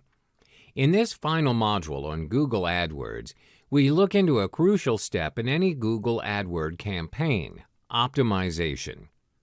Even if you're on the right track and doing everything right on your AdWords campaign, it's still hard to assess how well you're performing. Bear in mind, most campaigns that are just starting up will also need some time to generate profit. Therefore, test running your AdWords campaign is key to ensuring success and sustainability. There are 3 ways to conduct your tests. 1. Keeping track of your keyword bids. 2. Optimizing your click-through rate, CTR. 3. Your landing page conversion rate. Let's look into the specifics of each method. 1. Keeping track of your keyword bids. Once you have generated your clicks and sales, you will still need to adjust your bids. If your keywords are generating profit but you're still not ranked as the top campaigner, then you should continue to raise your bidding price. However, if your keywords are not generating any profit, you would eventually have to lower your budget in bidding or pause the campaign to improve your game. 2. Optimizing your click-through rate, or CTR. Your CTR directly affects the performance of your quality score, which is the relevance of your campaign. This will then determine how much you pay per click. The higher the quality score, the lower you pay per click. To optimize your CTR, test run different ad copies to see which version gets the most clicks. This can be done by running a new ad alongside the old one for a week or so and keep the winning ad. You can also run regular search query reports to detect irrelevant search queries that could be causing high amount of impressions and unwanted clicks. These kind of search queries can be added to the list of negative keywords to improve CTR. 3. Your landing page conversion rate. This is done by comparing different versions of your landing page. But don't fret, there's a shortcut to this method. For starters, you can make use of Google Analytics Experiment. It's easy and it's free. The tool enables you to test any slight change or variation to your website, which enables you to measure which landing page generates the most conversions. Hello and welcome back. In this module, you'll learn about the types of killer bonuses available for you to maximize your affiliate commissions. Let's get started. You should know the most essential thing about offering a bonus is that it's all about value. You're not aiming just to provide a bonus to simply allow people to get what they want. Your goal is to provide more value to your audience and give them a greater experience with you. You want to create and build bonuses that are congruent to the main product you're promoting, something that will help your subscribers make more money with the main product or make it easier for them to use it faster. The most important thing about creating great bonuses is making them useful. Not just random stuff, but practical things that people actually find worthwhile to use. By offering a lot of useful bonuses, your offer is going to look more appealing to your customers. Here's a list of some killer bonuses that you may use. 1. Ebooks or special reports. You're an expert on subject topics within your niche. All you need is the confidence to put your knowledge onto digital paper. If you've written a book report at school, you can create a report or ebook that only you can deliver. It'll be completely unique because it's your original content. You can always have this outsourced as well if you choose to speed up the process. It can also be interviews, testimonies, and many of the likes that pertain to the product. You can also add a special report to it to add some value to your original product. Special report functions as a teaser for the reader, and you don't have to show the entire picture or words in the special report. This makes the readers more interested and curious. As a result, they end up buying the product. 2. Videos. This is for affiliates that want to provide a more visual experience for their buyers. For example, a tutorial video teaching your buyers how to use your front-end product can be really a favorable bonus. People nowadays are more exposed and find visual experience is more convenient than the printed or written word. In addition, videos are suited and very effective value for your product since it helps the user to understand the product better, and this is what they're usually looking for. By creating short videos and presentations, you can use these as bonuses. This will not only create content for you, but it'll also build your brand that is equally important. 3. Audio. This is another option for you. These days, people are so busy and they're constantly on the go. This is your chance to target such prospects. Audio recordings of videos and seminars are valuable because they can easily be added to your subscribers' smartphones or any device they use to listen to music or audio. 4. Downloadable software. This right here is a nice bonus too, especially for products that require a particular software or tool to work better. So if you want to make your bonus crazy attractive, consider using software or tools to offer great advantages as a bonus offer. Taking price into consideration, software or tools are usually expensive because they add extreme value to your offer. So when you're offering this kind of bonus, the buyers would definitely jump at the chance to make the purchase immediately.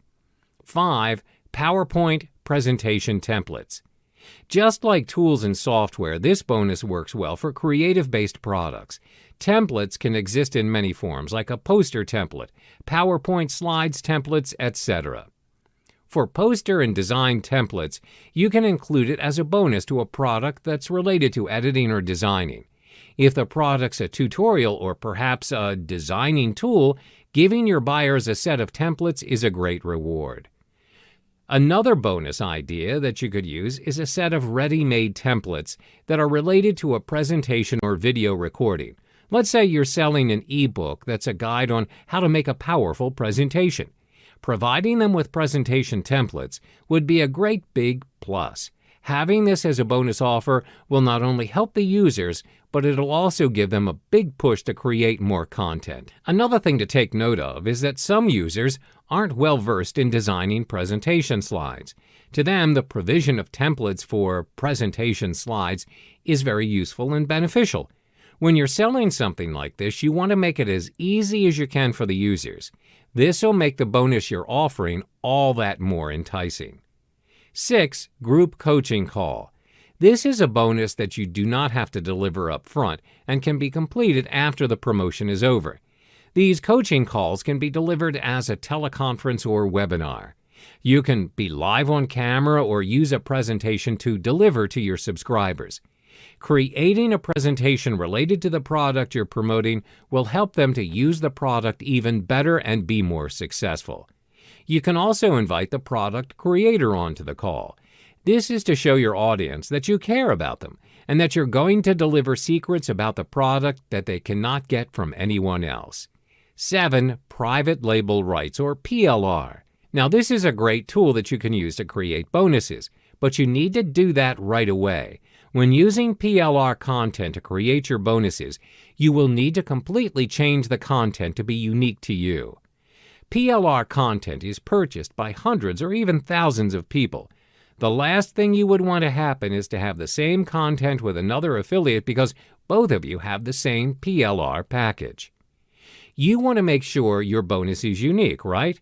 Well, to achieve this, it is simple. Change the content to be your own.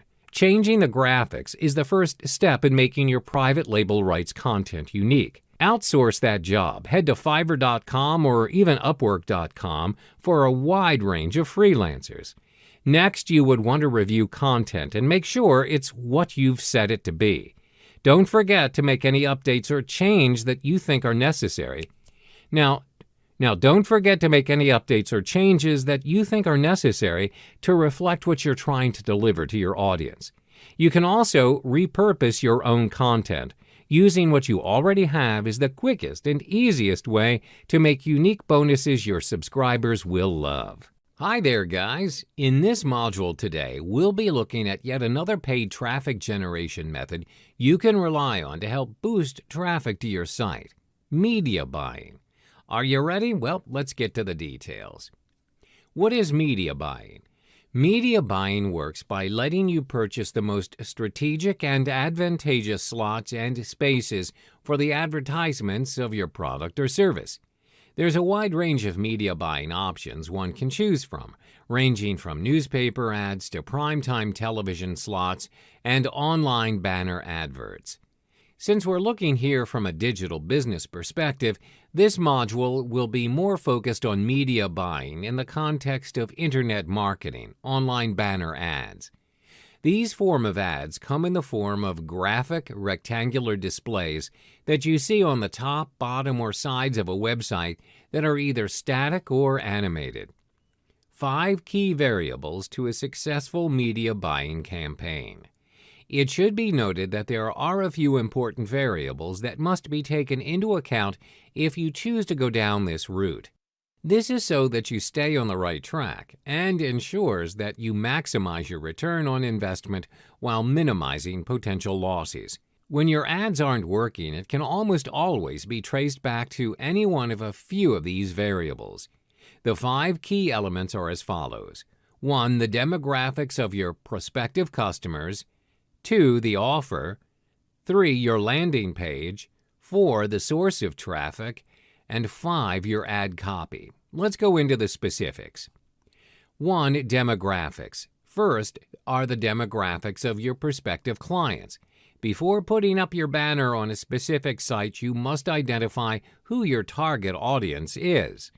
These are a few vital questions you should be asking about your audience. Who are they? Where's their location? What site are they on? What are they interested in? Try and answer the respective questions to get a bigger picture on how you should strategize your ads and which site should you select to display them on. If you put the right offer in front of the wrong demographic, surely it'll get you nowhere. 2. The offer. The second variable would be your offer. You must be really sure of what your offer is all about, which should answer the following questions. What are you selling? What are your price points? What are your upsells and downsells? One of the effective ways to model your offer is, of course, doing research on your competitor's offer. Yes, that's the ultimate secret.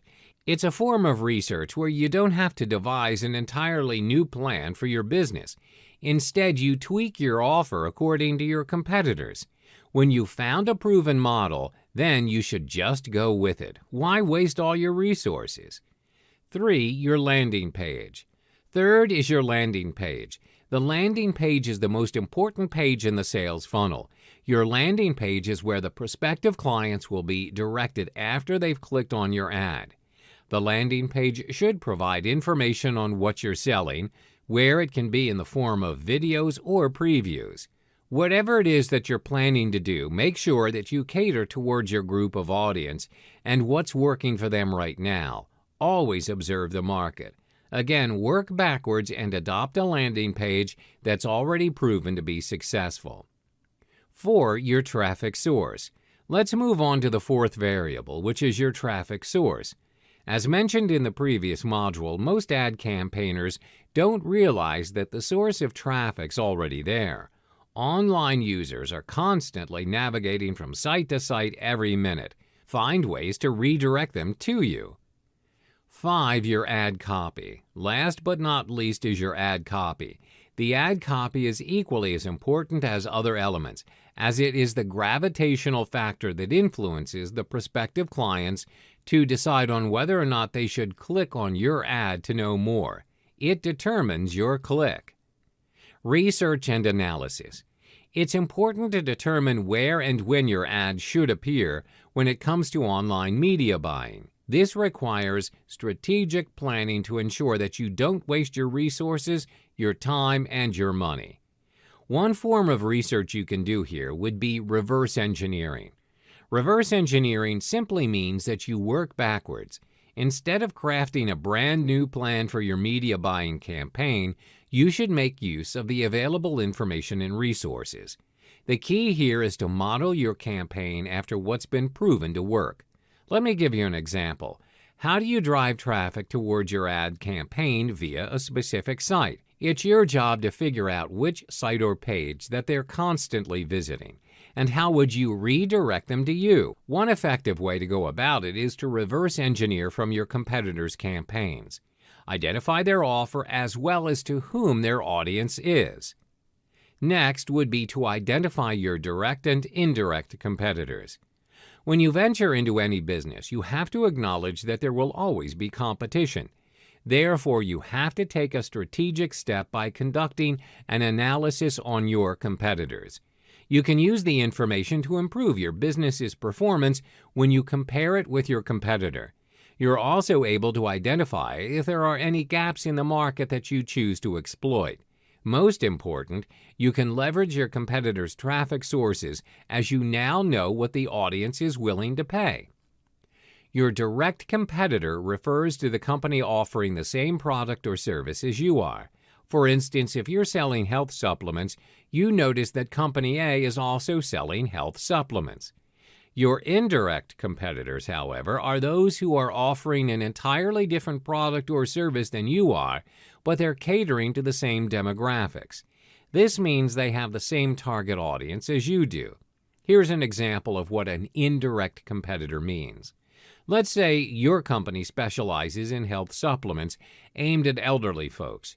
Your competitor, Company B, caters to the exact same audience, but they offer a different product from yours, a comprehensive fitness course for the elderly. This makes them your indirect competitor as you share the same audience. To do this, you can use sites or applications that allow you to track your competitor's performance. One of those sites available out there is SimilarWeb.com, which is entirely free and is practical for those who would want to have a rough idea of how their competitors are doing. If you want a more comprehensive description of your competitors, you can instead opt for WhatRunsWhere.com, AdBeat.com. Subscription to these sites can set you back almost $200. These sites will provide you useful information regarding your competitors, like what's their niche, where are they generating their traffic, which referrals, advertising platform are they using, which site are they purchasing their ads from, how many visits do they have on their landing page. When you have gathered the information required, you can then figure out ways to adjust your campaign accordingly. To be more innovative, you could add in more value to the products or services in the gaps that you've identified.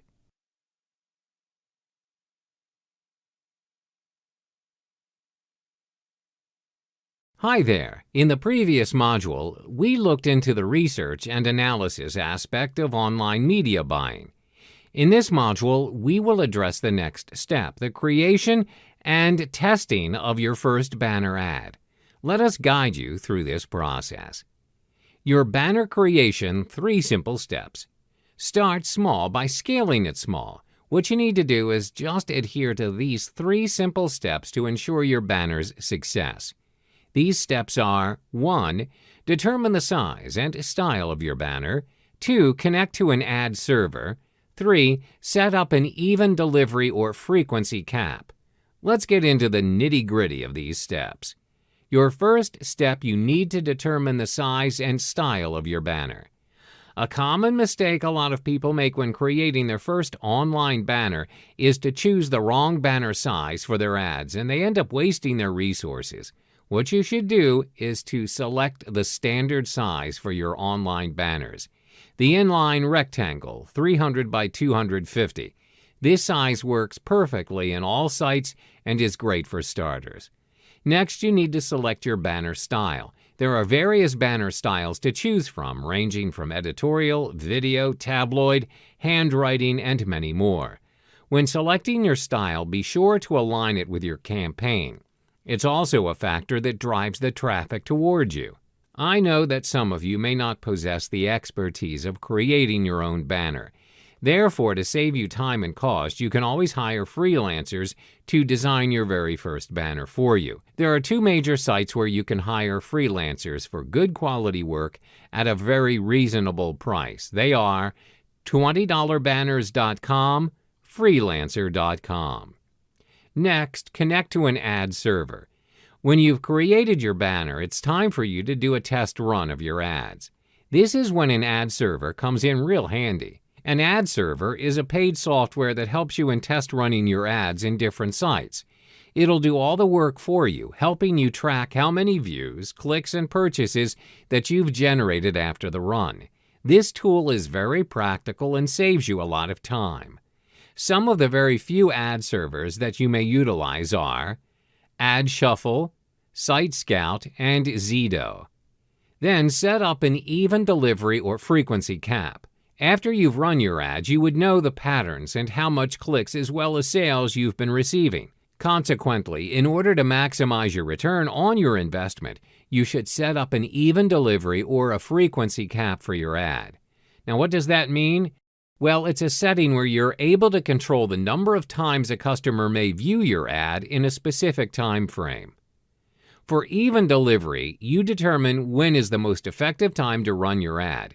For instance, when you have a test run your banner, you realize that during the weekends, there are less visitors on your site as compared to the weekdays.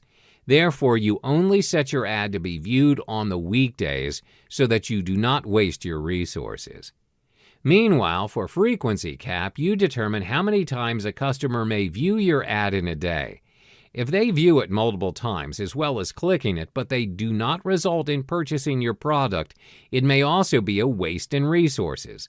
Hence, you may want to allow only a one-time viewing per day per customer for your ad. Test out your ads. Your ads are now up and running. Now you need to test your ads. It's the only way you'll know that your promotions are actually working and ensures that you get the best responses possible for your ad. First, start small by test running your banner ads on 3 to 5 websites. This makes it possible for you to track your ad's progress without overwhelming yourself. Your tracking includes how many views did your ad generate, how many clicks did it receive, and most important, how many customers were interested in navigating to your landing page. Did they result in purchasing your product? Next, ensure that you have already come up with various banner styles to test run your ads in multiple sites. You should have a collection of 10 different banners with different styles focusing on the same theme. Your styles may have a mixture of editorials, videos, and cartoon banners or others. This is so you can test run different styles at the same time to see what style performs better for you and choose to focus on the best performing style to maximize your return on investment. Now that you've mastered the mechanics, it's time for you to apply the 2 times conversion rule. This means that when your cost per ad, CPA, or how much money you invested for your product is $100, you should run your ad until you achieve $200 in return. Then you may decide whether to carry on or to stop. This means that you have a break even and that you have not wasted any of your time, money, or resources. Hey there and welcome back. When you've built your online business, it's imperative to use your resources and take some time to market your business. One of the most effective methods to market your business, especially if you've just started out in the internet business scene, is solo ads. So what are solo ads? Well, to make it simple, solo ads is a form of advertisement sent out to an entire or a portion of an email subscribers list. The rule is you're purchasing your intended audience or targeted traffic in the form of a mailing list. Your main goal is to drive them to your landing page. You may also purchase solo ads to promote an affiliate link. So where do you find your targeted audience or your intended mailing list? Generally, when you have an ideal audience in mind, you've got 2 choices. You can deal with a solo owner where they have already established their own mailing list in a specific niche. Now, you may also contact an ads broker who acts as an agent for this business. When you purchase a solo ad, the emails sent out to your audiences are dedicated emails. This means the email revolves entirely around the product or service you intend to promote. The emails are focused on a particular niche or area depending on the product or service advertised. This may range from the selling of supplements to fitness campaigns. So why solo ads? Well, in a nutshell, solo ads work best for those intending to drive quick traffic in large numbers. This can be applied in contexts where you're about to launch a product or if you need traffic to be sent to a web page immediately. In order to search for your intended mailing list, there are 2 approaches, as I mentioned earlier. There are solo owners or solo ads brokers. So what's the difference between the 2? Well, solo owners are individuals who own their own solo ads. They have established their own mailing lists where they'll sell a solo ad to you, and it's dependent on your market. Usually, solo owners will charge you by cost per click or CPC. This depends on how many customers are interested and click on your email for further information. Having said that, there are some downsides to opting to purchase your traffic from solo owners. As the name suggests, solo owners are only solo owners. Initially, most of them do have a specific mailing list for marketing and business purposes, but as their mailing list expands, many people inquire to purchase their lists where they have turned it into their main niche. Therefore, they're only interested in making money by selling you their lists. Sometimes it's possible that their mailing list does not even correspond to the advertisement that you intend to sell. This means you're wasting resources as you're promoting your product to the wrong audience. Secondly, certain markets or niches have very few solo owners, as the market can be relatively new or it's not been explored by many consumers. For instance, markets that cater towards very specific products for a very specific audience. An example would be supplements to control the sugar level of diabetes patients. As a result, you might find it difficult to generate or find suitable mailing lists for you via solo owners. Another drawback is, as the solo owners are charging you based on CPC, the conversions may be low. As stated earlier, some of the mailing lists would not entirely hit the bullseye for you, as the audiences are a mismatch. Now let's move on to solo ad brokers and how they aid in generating traffic. Solo ad brokers are individuals who may manage 20 to 30 mailing lists assigned by their respective owners. They observe the progress of each list carefully. They're also known as the agents of solo ads, just like how real estate agents function in the property investment scene. They know which lists are active and which aren't. They also have an idea of the list's interests and how many clicks are made per list. They're paid by the list owners, and they usually charge you based on cost per thousand, or CPM. Therefore, you don't have to worry about the cost, as it's highly unlikely for them to charge you unreasonably. How do you measure CPM? Well, CPM is a jargon referring to the cost of a media vehicle reaching an audience of 1,000. Usually, how solo brokers work is they advise you on the traffic you should purchase based on the available lists. When you test run your solo ad and you find it's not generating the amount of traffic you want, you can always go back and discuss the problem that you're facing to your solo brokers. This kind of transaction's also made available through Facebook Solo Ads group. It can be a public or a closed group. In a particular group, there will be solo ads brokers or vendors as well as the buyers. The brokers advertise the lists that they sell. Meanwhile, the customers who purchase the lists can publish testimonials on the group's page. Therefore, the members of the group will get direct feedback, and this will enable them to weigh their selection of lists. One of the drawbacks is that the solo ads brokers are also dependent on the market. You need to scout around to ensure you're dealing with the right broker where they provide you with your intended audience. Different markets have different solo ads brokers. Don't waste your resources by making the wrong choice. There are solo owners. Hi there. Welcome back to 7-Figure Mastery, the Advanced Series. In this module today, we will explore the basic fundamentals of Facebook advertising, one of the most vibrant platforms in the world of advertising. It is powerfully effective and cost-effective as an advertising platform, in part due to its massive global audience of about 1.5 billion people and also its specific audience targeting. Let's get started. To kickstart your advertising journey, you would need a Facebook account, which I assume you do. The first step to start your campaign is to set up your Facebook business page. Some of you may notice that there are users who advertise their products or services using their individual accounts. However, regardless if you choose to advertise it under an official company name or individually, you would still need to set up an official business page to sync it with your ad account. Now, set up an ad account for your business page. When you've set up your business page via Facebook, on the left-hand side of your page, you would notice a Promote button. This will direct you to the Facebook ad account. Upon accessing the account, you'll automatically see different campaign objectives listed by Facebook, which range from awareness to conversion. The ad account functions to organize your advertisements according to your selected campaigns and their respective goals. There are 3 main categories in which the Facebook ad account uses to organize your ads. 1. Your campaign's name and objectives.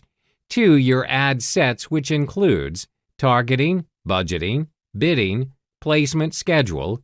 3. Types of ads, which include copy, images, media, destination. To generate a successful campaign, there is a systematic and effective method in organizing an ad account. When you start on a new campaign, you should have multiple ad sets separately under your campaign. Your different ad sets should also have one specific advertisement. The campaigns are organized in such a way so that you will have more control on the advertisements, which you wish to publish. Secondly, as stated earlier, your ad sets will have their own budgeting. When you separate your ad sets, you will get to manage your advertisements according to your budget. After you've organized your campaigns in your ads account, it's time for you to set up your Facebook Business Manager account. Some may think it's unnecessary to do this, but if you plan to expand your business, you'll find yourself managing multiple pages and advertisements for different products or services. This also means that you'll need to set up more than one account. This is when the Business Manager account comes into play. Your Business Manager functions to manage your multiple accounts. When you have multiple ads accounts, Each separate account caters towards different clients or businesses that you serve. You pay for ads with different payment methods. One of the greatest advantages that you will obtain when you set up your business manager is that you're able to track the performance of your ads across the different ad accounts. A report will be generated on the assets and people that your business is responsible for. Setting your campaign objective. After setting up your Facebook business page, ad account, and business manager accounts, your next step in creating a Facebook ad would be to select the most suitable campaign objective to generate traffic to your cause. What you need to realize is the most recent Facebook ads account has 15 different campaign objectives for different and very specific purposes. Your advertising campaign objective is the action you would want your audience to take. Setting your campaign objective and selecting the most suitable one will determine the overall success of your advertisement.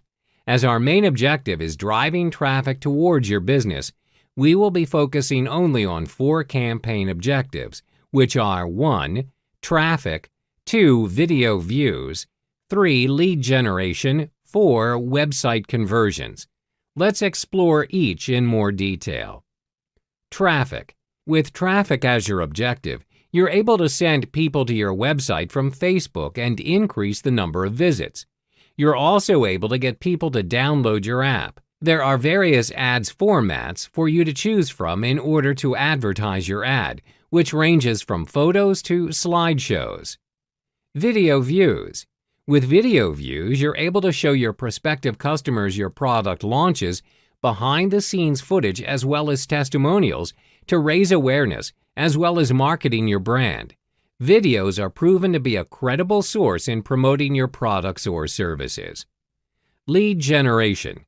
This campaign objective is very effective and useful as it functions to collect information from your prospective clients by asking them to fill out a form in the ad with their details. Their information may include their age, email addresses, as well as interests.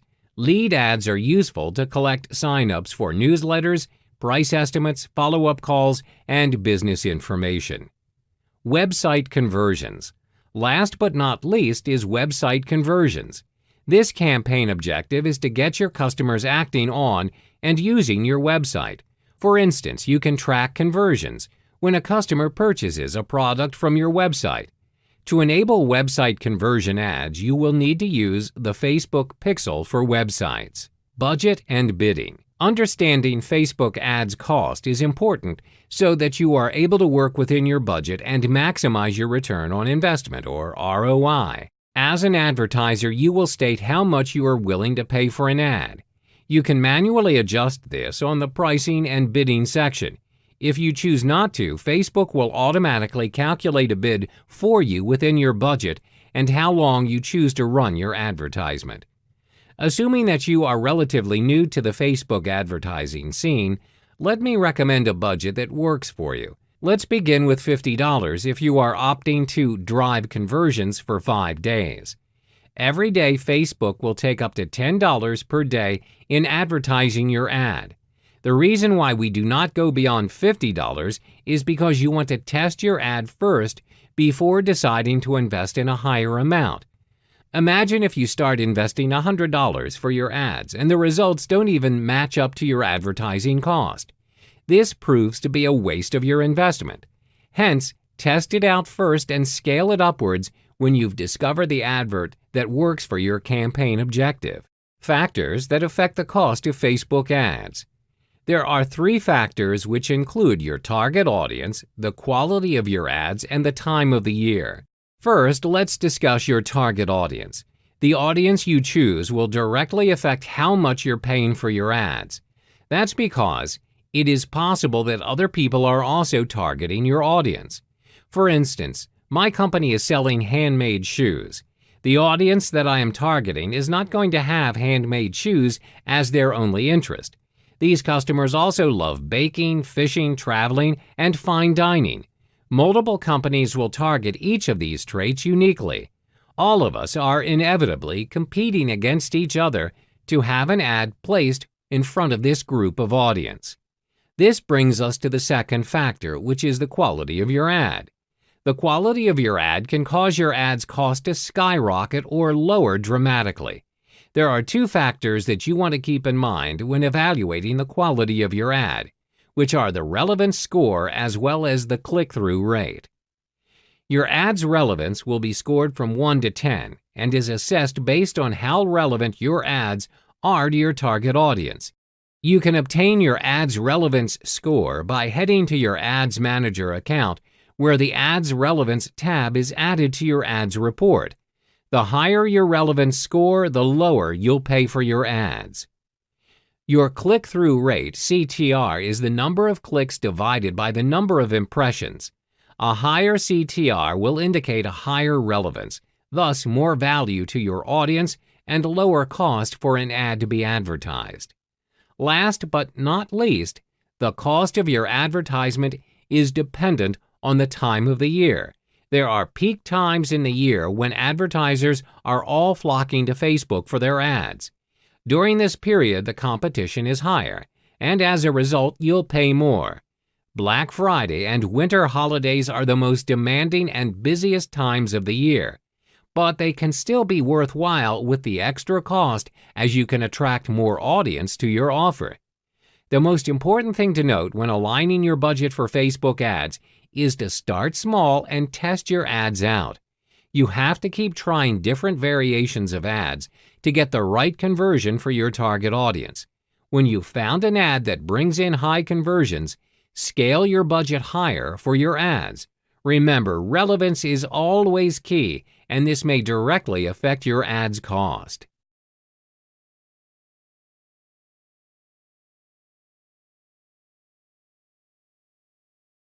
Hi there, everyone. In this module, we will continue to explore the basic fundamentals of Facebook advertising. Targeting your audience. Now that you've got the basic steps done and out of the way, we can look at target and retarget your Facebook audience through Facebook Ads Manager as well as Facebook Pixel. This strategy can only be implemented if you have your email list and engagements on your site. The first step is to target your Facebook audience using Facebook Ads Manager. For targeting, let's focus on how to create a lookalike audience. Lookalike audience is an approach that enables you to reach out to new people that are potentially interested in your product or service. This approach is very practical and simple to execute, as you do not have to compile all of your data or statistics regarding your offer to get this approach running. All you need to do is to upload your email list to Facebook Ads Manager. To begin creating your lookalike audience, head over to your Adverts Manager at your Audiences section. Then click Create Audiences in the top left and then select Create a Lookalike Audience from the drop-down menu. Next, choose Custom Audience and select Customer File. For the customer's file, you'll have several options where you can either choose a file or copy-paste your customer's data or import your customer's email addresses from MailChimp. What's MailChimp? MailChimp is an email marketing service that allows you to send marketing emails, automated messages, and targeted campaigns. In the next section, you are then asked to choose the country where you would like to search for a similarity to your customer base. Finally, you'll need to choose your desired audience size with the slider and click Create Audience. From here on, Facebook will search for your prospective audience who are interested in your product or service. The second step is to retarget your audience on your Facebook advertising campaigns with Facebook Pixel.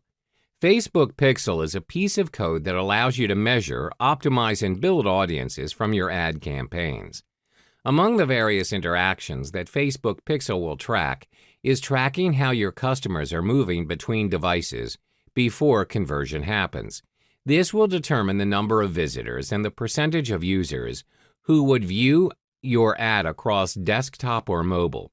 Facebook Pixel will then optimize your ads to target people who are most likely to take action. Taking action is defined as either making a purchase or signing up for an application on the website. Facebook Pixel will also automatically run ads based on their relevance and the best time for visitors to visit your website. Therefore, if you're running your Facebook ad and you notice that there are no actions taken on your website, it's time for you to kill your ad and change it to a new one. In the world of Facebook advertising, it's all about testing and more testing to get your campaign just right. Another approach to this strategy is to retarget your audience for your upsells. This strategy works when your audience has gone through your first, second, and third sales ads, but they opted to make their purchase on the front end only. One way to lead them back to your back end sales is when over a certain amount of time, you should retarget your sales ads back to them after they've signed up. If you want to invest more resources on your ads and maximize their full potential, you need to place more emphasis on your back-end sales instead. This is the part where you make most of your money. Curating your Facebook ad images. Believe it or not, the success of your adverts is 80 to 90% dependent on the images that you choose to display. Images are the first thing that will grab your audience's attention. Therefore, it pays to invest some time in curating and selecting the most impactful images for your advertisements. Here are 3 simple steps in building your visual portfolio for your Facebook adverts. Choose relevant images. The first step is to choose relevant images that your audience can resonate with. Bear in mind that your pictures will be competing against other Facebook users, which includes pictures of babies as well as fancy traveling destinations. The key is to focus on your business features and make it stand out from the crowd of other images. This can include the people, the environment, and the product that you're offering. For instance, if you're offering a cafe, try and capture your cafe's ambiance, the coffee that you're serving, as well as the friendly staff that are ready to attend to their customers' needs. Don't post pictures of furry animals unless you are in that business.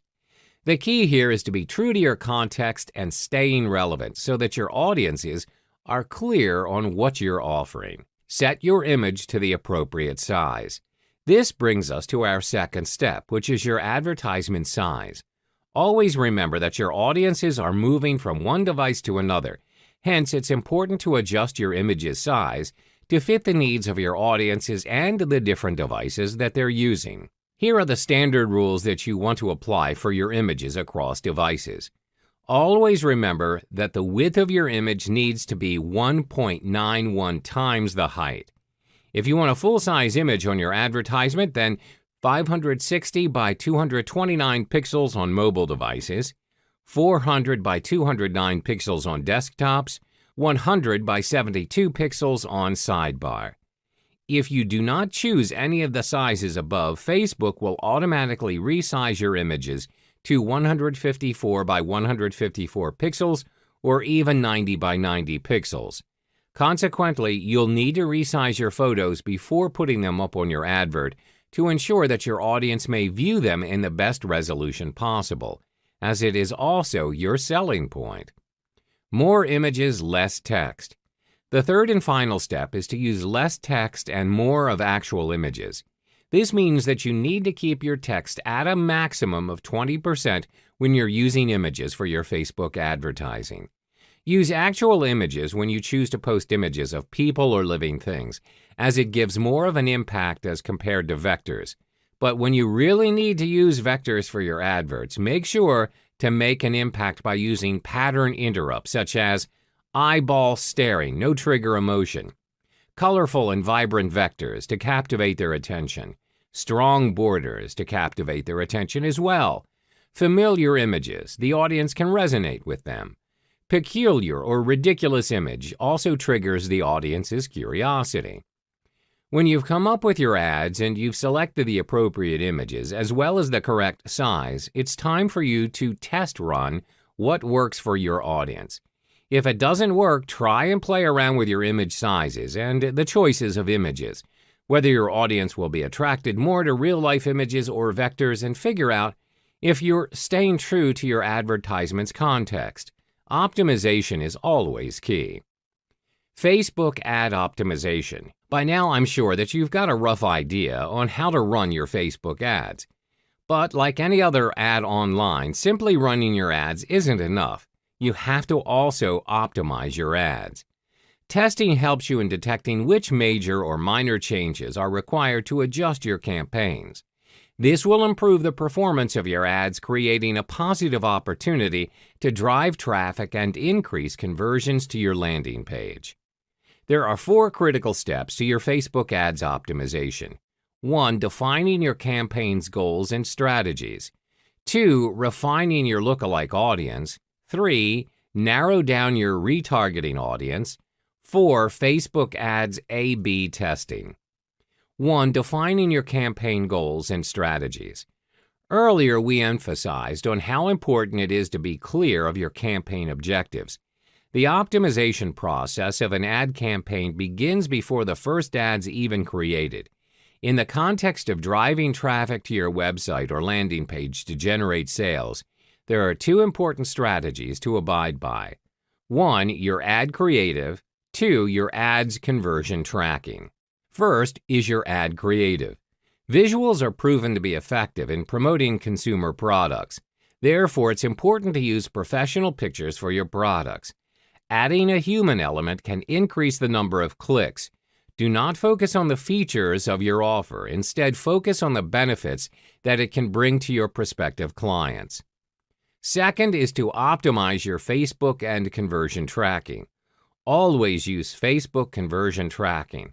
Remember that you're not interested in clicks or likes, but your Facebook ads cost per conversion. Once you've got your Facebook conversion tracking in place, split test your ads campaign to search for the right audience and design. 2. Refining your lookalike audience. The second step to optimize your Facebook ads is to optimize your lookalike audience. To refine your lookalike audience, you need to test out your ads using different selection of interests when you're building your ad. Once you've discovered the right set of lookalike audience and interest, it will definitely reduce your cost per conversion. Narrow down your retargeting audience. The third step is to narrow down your retargeting audience by breaking them down into various categories instead of grouping them into a single entity. For instance, you may have audiences with different interests, age groups, and locations.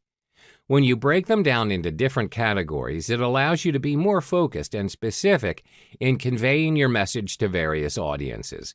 Through this approach, it's possible to increase your audience engagement and improve your conversions from each audience's category. Another approach to retarget your audience is by expanding the age gap of your audience.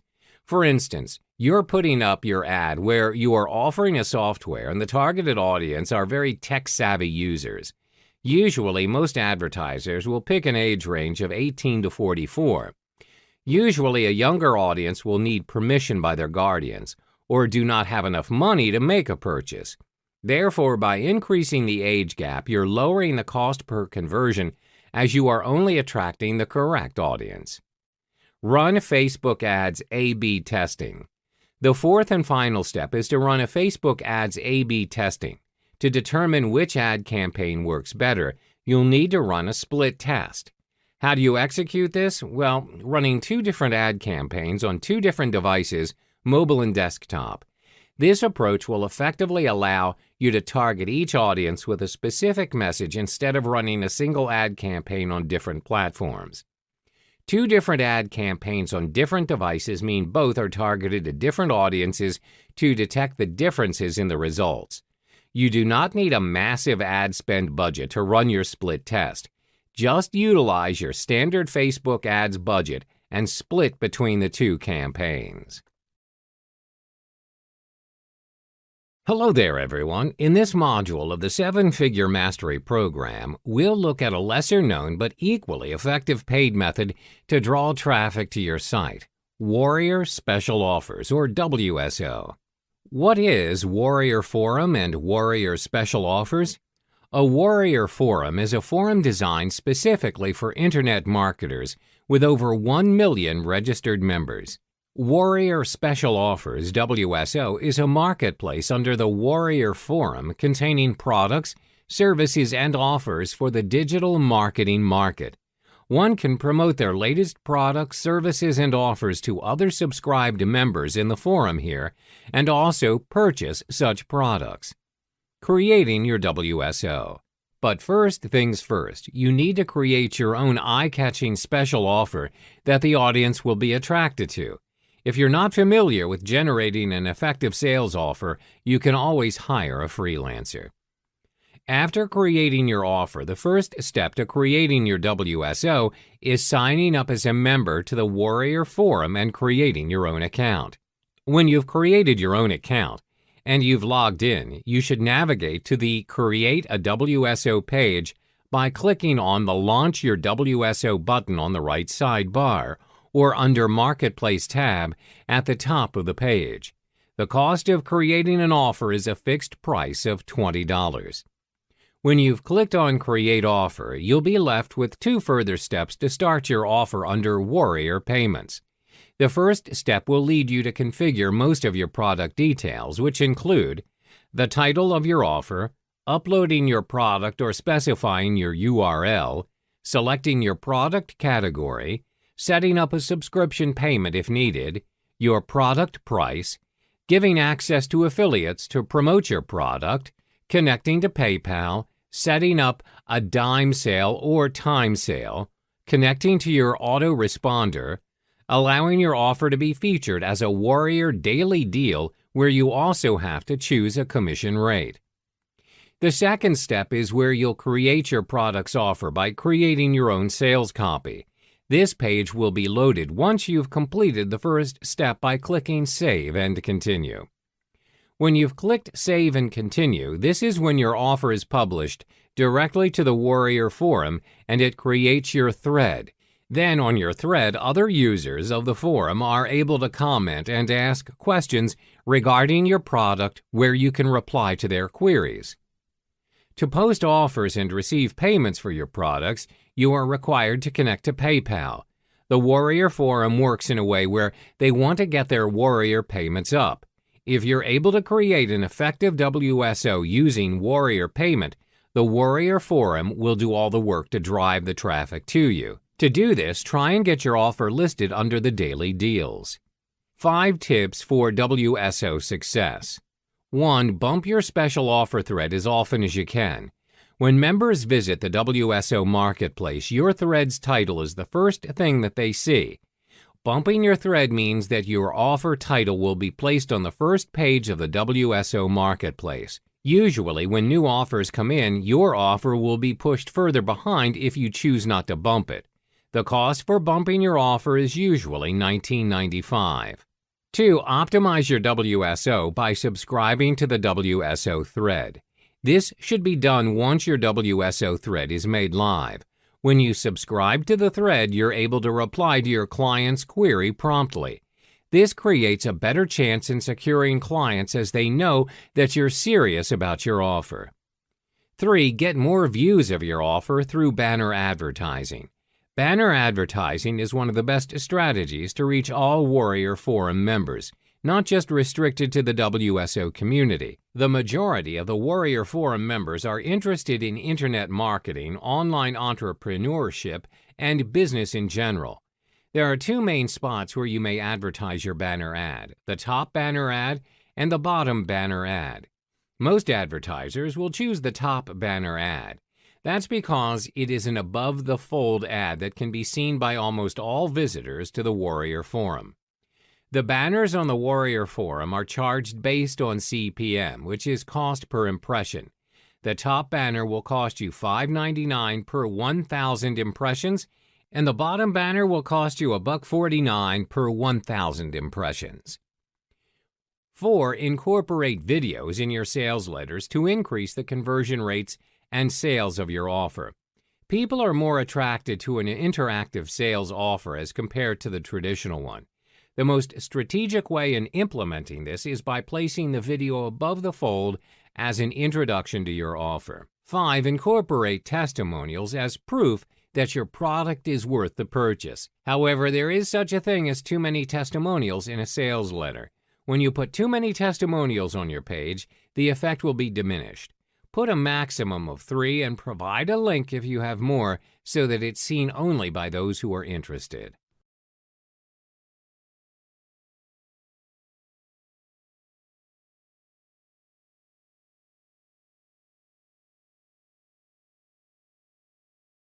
Hi there, everyone. Good to see you back. In this module, we'll discover more about another Google-related traffic generation method that can be done at no cost whatsoever. This method is known as search engine optimization, or in short, SEO. Now, what's SEO? SEO is the optimization process that helps one generate traffic from the organic or natural results of your search engines.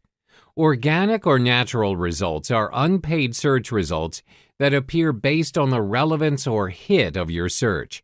These results are determined by Google's search algorithm to detect the site that is most optimized to their criteria and your search. The aim is to have your product or web page on the first page of Google's search results, or even better, the featured snippets. That would mean your page is successfully optimized to grab Google's attention and put them on top of their search list. The clicks that you received from users are all that matters. Their clicks are your traffic. These are the clicks that you would be receiving mostly if your search results were on the first page. According to research, 70% of Google users do not bother looking at the second page of their search results. If they can't find it on the first page, they would retype their search using more relevant keywords. The first thing you'll need to be familiarized with when it comes to SEO is on-site optimization. This is the process of ensuring that your own site achieves a certain recognition level by both search engines and your viewers. The approach is direct. All you need to do is optimize your site within your site itself. This is done by putting in the right keywords, phrases, categories, or even tags. Why? Well, Google will need to know the subject matter of your site in order to steer it to the right search results. Here's a couple of on-page SEO steps you can take. Page titles. Do include one of your target keywords or phrases so it's easier for searchers to identify that your results are relevant. Also, for your website page titles, try to keep it below about 70 characters. Position keywords towards the front of the title to lower the risk of it getting cut off on search engine result pages. Metadata description. This is the short paragraph of text placed in the HTML of a web page that describes its content. At times, Google will show users the contents of the meta description tag in the search snippet. Although meta description does not impact Google rankings, Google does use click-through rate (CTR) to determine whether your page is a good result. Limit your metadata description tag to 320 characters. It should be actionable in an active voice. It should match the content. It should contain the focus keyword. The metadata description should be unique. Content. The keywords in your content is used by Google as a ranking factor. However, use keywords naturally. Focus on what matters to your audience, not how many times you can include a keyword or keyword phrase in that content. While it's fine to use keywords in multiple locations on your site, don't overdo it or Google will demote your web pages in search results. Post longer and more quality content to boost visitors to dwell time on your website. Engaging images, videos, and diagrams can reduce bounce rate and increase dwell time, two crucial user interaction ranking factors. Images. Use original images. Reference source if using an existing one. Also, optimize the size of the images. The smaller the size in bytes of the image, the better. Make sure your target keyword is part of your image alt text. Use descriptive file names. Don't just name your image image1145.jpg, but try to use descriptive file names. For example, man-eating-hot-dog.jpg. Website URLs. Make URLs short and sweet. Not only that, but make sure to include target keyword in URL. Internal links. Internal links are hyperlinks on a web page to another page or resource on the same website or domain. Link 2 to 3 internal links in every post. Alternatively, link 2 to 5 older posts when you publish a new post. Outbound links. Outbound links are links that are going to direct you to another specific web page or website. This aids Google in figuring out your page's topic. It also shows Google that your page is the center for quality info. Social sharing buttons. Social sharing generates more views, and this means more people linking to your site. This gives you an indirect ranking boost. Google does not take social signals into account when ranking sites. Site speed. Page loading speed is an SEO ranking signal. You can boost your site speed by using a content delivery network, compressing images, and changing to faster hosting. You can check your site's loading speed with gtmetrics.com. Off-site SEO optimization is a process of ensuring that your site achieves the highest rank using external approaches. Simply put, it's not optimized within your site. You'll be needing other sites, multiple platforms to steer Google into your main site. The key to Google's attention is through links that lead to your site. You see, the more your links being shared on multiple pages, the more important your site will look to Google. Take a look at this image below. Your site is at the center, and you have multiple sites sharing or linking your site in their site. Google will define this site, your site, as a presence of authority. The formula sounds simple, right? Not quite, because your real challenge would be how many other sites are actually linking your site. Or do you have ample content that is reliable for users to consider linking it? Most times, the perception of a site's authority is regulated by the number of sites that are linking to it. To actually have your link appear on a bigger platform and recognized blogs will eventually steer your site to rank higher in Google's list. For example, you have a post regarding the art of publishing your book, so you want to use the off-site optimization by linking your main site to other platforms being the social media network giants. You are generating views by linking your main site to these platforms. Doing so will allow a number of shares to be performed amongst the users of these platforms. Your links will be shared, your traffic will rise, and slowly, your site will be presented as an authoritative figure to Google.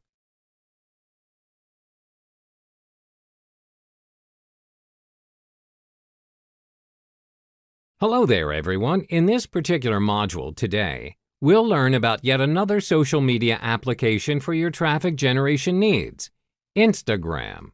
Instagram is a social networking application made for sharing photos and videos on a smartphone. One can upload and share photos and videos with their followers and also comment and like posts shared by people they follow. As of 2017, there are 1 billion users on Instagram, which is 13% of the world's population. An average user of Instagram spends approximately 20 to 15 minutes of their time scrolling, liking, posting, sharing, and socializing through the application. Looking at the extent of market penetration, it's only natural that as an online marketer, you should take advantage of this to generate traffic and create brand or product awareness. Here's a guide to Instagram. Creating your account and profile. First and foremost, you need a smartphone. Instagram only permits uploads from a mobile device. Download the app, and you can start registering for an account. You should link your Facebook page to your Instagram account. This way, it'll be easier to develop your business profile on Instagram and get higher amounts of traffic from multiple platforms. Start naming your account accordingly and follow the sign-up instructions. You will be prompted to find contacts. Instagram will automatically search through your contacts to find those who are using Instagram as well. Use an appropriate profile picture for your Instagram account. Remember to treat your profile picture as your branding. Use your brand or company logo for it. Once you're done, you'll be taken to your home page. If you're bringing a business profile to Instagram, it's only necessary that you turn your Instagram account into a business account. This will make it easier for you to declare to users that you are a business account, and people will get in touch with you easily using Instagram. Go to your profile and tap the settings icon on the top right corner of the screen. Scroll down to find the Switch to Business Account option. You will be given a choice to connect to your Facebook page. If you haven't done so, once it's connected, Instagram will automatically import your business profile from Facebook and set it up for you. Instagram Insights. Once you're finished, you'll have access to Instagram Insights. This feature is a useful tool for online marketers to be able to better understand their audience's behavior, which is helpful in creating a more relevant post that will appeal to the audience. Go to your profile page and tap the bar chart icon besides your setting icon. However, you need to have posted a few photos in order to be able to see anything here. You'll see that the Insight page is divided into 3 separate tabs: Activity, Content, and Audience. Activity. There are 2 subsections under this tab: Interactions and Discovery. Interactions is where you can view the number of times users have interacted with your account in the form of profile visits, the number of times users have visited your profile; website clicks, the number of times users have clicked the link in a bio; email, the number of times users have tapped this button on your profile; call, the number of times users have tapped this button on your profile. Here you can also see which days in the week that have the most user interactions. You can also compare interactions from the week before. Discovery is where you can see overall influence of your Instagram account. This is measured in the form of impressions, the total number of times all your posts have been seen; reach, the number of unique accounts that have seen your posts. This section, however, only shows insights limited to the past 7 days. Content. This tab can be divided into another 3 parts: Posts, Stories, and Promotions. Posts is where you can see insights on the photos and videos you posted on your Instagram feed. You can sort and filter your insights based on all, photo, video, carousel, or shopping posts with various metrics taken from your posts: calls, emails, profile visits, impressions, reach, website clicks; comments, the number of comments on your post; engagement, the number of unique accounts that liked, commented, or saved your post; follows, the number of accounts that started following you because of your post; get directions, the number of users who tapped get directs because of your post; likes, the total number of likes on your post; and saved, the number of unique accounts that saved your post. You can rank your posts based on which performed well and which did not based on your metrics. You can also see in-depth analytics for each post by clicking on each post, then clicking View Insights. Here you can see the total interactions as well as the detailed breakdown of the discovery of your post in terms of follows, reach, and impressions. The other section under Content, Stories is where you can look at insights of your Instagram stories. Here you can see your Instagram stories, reach, and impressions, and also these additional metrics. Exited, the number of times someone has swiped away from story. Replies, the number of replies to the story posted. Viewers, the number of people who have seen your story. Forwards, the number of people who skipped this story post. Backwards, the number of people who have gone back to this story. Next story, the number of taps to the next account's story. All these metrics can be used to analyze to indicate whether the user is interested in the story or not. In Promotions, the final section in Content is where you can see insights on your paid ads and promotions. Here you can see the number of profile visits, impressions, reach, and engagement of post, and demographics of audience of the post. The last tab here under Instagram Insights is Audience. Here you can see the information on your followers, like who they are and their numbers. The kind of information they provide here are gender, age range, top locations where your followers are from based on city and country, followers, your followers' active times, according to days of the week, and time. If you've posted several posts already, it's time to evaluate the information you've garnered using Insights. Study your viewers based on your target audience and the actual impressed audience. From there, connect the dots between them and the post. How is it different from other content? Remember, your main purpose is to generate traffic to your business. Now, you may have created a content that impressed a lot of users, but have you ever thought about expanding past your stagnant chart? Then promoting is what you need to do. However, promoting a post on Instagram will cost you money. Driving traffic to your site. One frustrating thing about Instagram is the fact that it isn't the greatest application of driving traffic from the application to your website. That's mainly due to the fact that clickable URLs aren't allowed in any Instagram post. Always mention your website link on every caption of your posts, like check link in bio or link in bio to drive users to your page. Remember how previously you could add your contact information when you've converted your normal profile into a business profile? That is the only clickable link that could direct users to your website. That is why it's important for you to add your website to your description in order to direct users to your desired website. Other than captioning your post, you'll need to tag it. Let's say you have a new strawberry milkshake recipe to boast about and you've updated the how-to on your blog. Remember to update your link and hashtag your captions. So instead of hashtag strawberry milkshake recipe, typed without space, try individual hashtag for each word like hashtag love, hashtag strawberry, hashtag milkshake, hashtag new, hashtag recipe, hashtag food porn. That way your hashtag will span across differing word searches instead of just one full sentence. It'll be easier for users to find your post this way. You can try using very popular hashtags such as hashtag love, hashtag social, and hashtag food porn. Hi there, in this module, we'll be looking at Tumblr, a new generation social media platform launched in 2007 dedicated to microblogging. This social media platform can, in fact, help you generate traffic to your website quite effectively. Tumblr has more than 345 million registered accounts as of April 2017 and 738 million unique visitors worldwide during that same period. In fact, it has about 30 to 50 million active monthly users, and its mobile application alone has over 50 million downloads worldwide in that same year. With this in mind, one can utilize this popular social media platform to generate traffic to their respective sites and create brand or product awareness.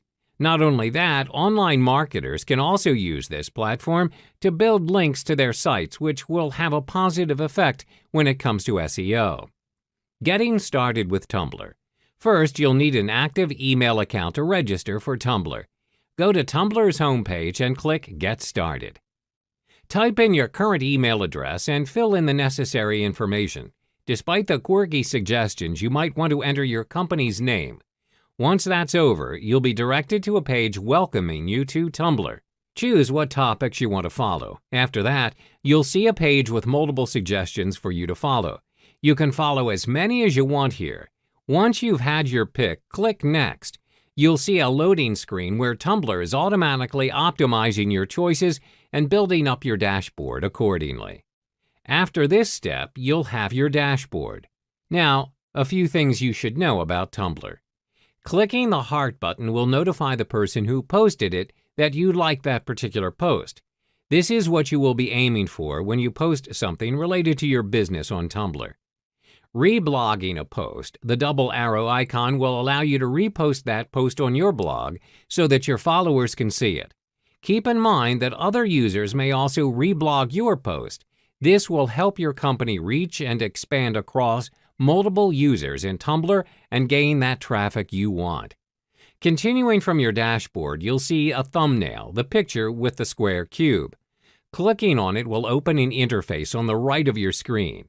This is an introductory profile. Users will get a glimpse of what your blog's all about in this section. First off, your thumbnail should be relevant to your business. It would be wise to use your logo for this. Name your page and describe it per the objective of your business. Next, your header image should immediately encapsulate the whole idea of your business.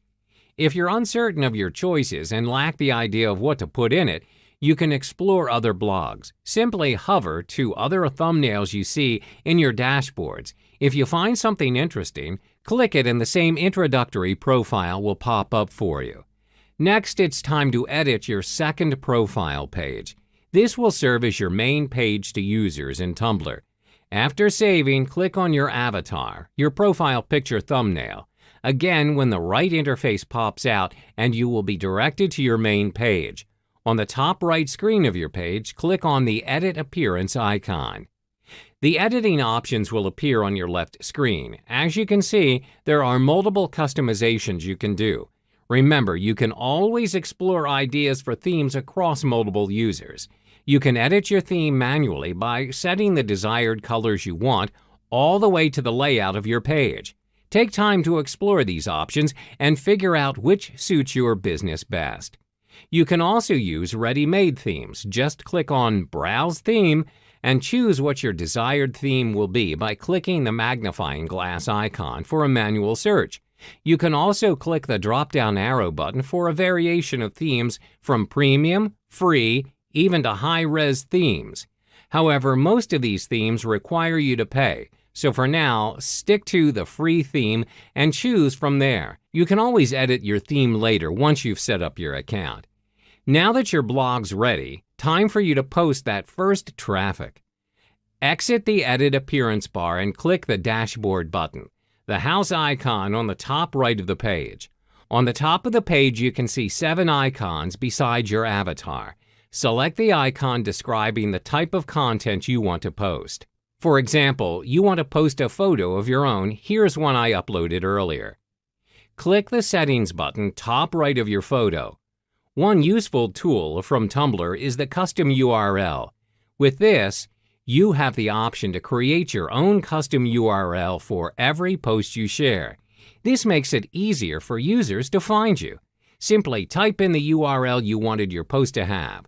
Below it is the content source. There's also post date and text editor options. You can edit those according to your preference. On the captions, you have the options to add another photo, videos, GIFs, horizontal line for caption breaks, and read more links if you want to put additional credit to the source of your post. To generate traffic with this platform, you'll need to identify your niche as well as familiarize yourself with the mechanism of tagging. Find Tumblr blogs of similar niches and follow them. This will help you gain some followers. Your content's very important as well. You should not try to rebuild your company page there, but rather your Tumblr blog should be the creative offshoot of your brand. You can also place advertising pieces up once in a while with your link to your promotional sales page attached. This will also help you draw traffic to your actual site. Your tags are important when it comes to attracting your traffic to your Tumblr blog. This helps users find your post and gives your blog and your product, if any, the exposure they need. A tip here is to pick tags that describe what your picture's all about, and also tags about the categories and themes that your image may be associated with. You can also tag your posts with popular tags in the Tumblr community. This includes LOL, fashion, food, DIY, art, landscape, illustration, vintage, design, and typography. 7 to 12 tags is the optimum number of tags. Any more would be considered spamming. Hi there everyone, welcome to the last module on our Part 3 Advanced series on the 7-Figure Mastery Program. In this module, we'll be looking at Pinterest, a great platform when it comes to driving massive traffic to your content and even product pages on your sites. Pinterest offers users the chance to own an online bulletin board. Users can keep almost anything there is to find on the internet and pin it to their desired boards. This includes blog posts, videos, ads, and news, anything with active permalinks. In the 5 years since it was founded in 2010, it's managed to get more than 15 million viewers and an increase of over 145% of users since 2012. According to studies, 2 years after its launch, Pinterest was dubbed the new leading referral traffic generator at 3.6%. Twitter is barely edging over 0.1% towards the newcomer within the same year. Their mobile application itself has been downloaded up to 100 million users since 2017. Here's a shocking fact. Almost 50% of U.S. online shoppers have made purchases recommended by Pinterest. If you run an online business, this should definitely be one way to generate the type of massive income you've always dreamed of. Your guide to Pinterest. The idea of Pinterest is to provide you with a virtual board that you can pin anything endlessly. The Pin or Save button will allow you to save interesting stuff you find in Pinterest onto your boards. Boards are your, boards. You can create multiple boards in Pinterest and name them according to what you want that board to be. Some other features of Pinterest include the Send Pin button, or commonly known as the Share button, and the More button, which allows you to download the image, report the pin, or even copy the link of the pin. Another unique Pinterest feature is the Tried It button. It signifies your action towards the pin that you saved, whether you've tried it or not. Like any other social network application, you'll need an email to register. Go to Pinterest for Business and click Join as a Business. Fill out details about your business and the person who'll manage the profile. Read and accept the business terms of service and click Create Account. Registering for a business account will allow you to access Pinterest Analytics, create ads, and promote pins. Pinterest will then prompt you to fill in your website details, link your main website here so that you can generate traffic to it from here. Once you've filled in the required fields, you will be prompted to choose your topics of interest. Pinterest will automatically fill up your homepage with the same relevant theme of your choice. You will then be directed to your page. Now, the most important thing that you will need to do is brand yourself. If you are an online business, make sure that you put your business's logo or any relevant branding photos your business has as the profile picture. Then you will need to fill in the About section of your profile. Now you need to create your own boards. Your profile is nothing without any relevant boards that would reflect your business.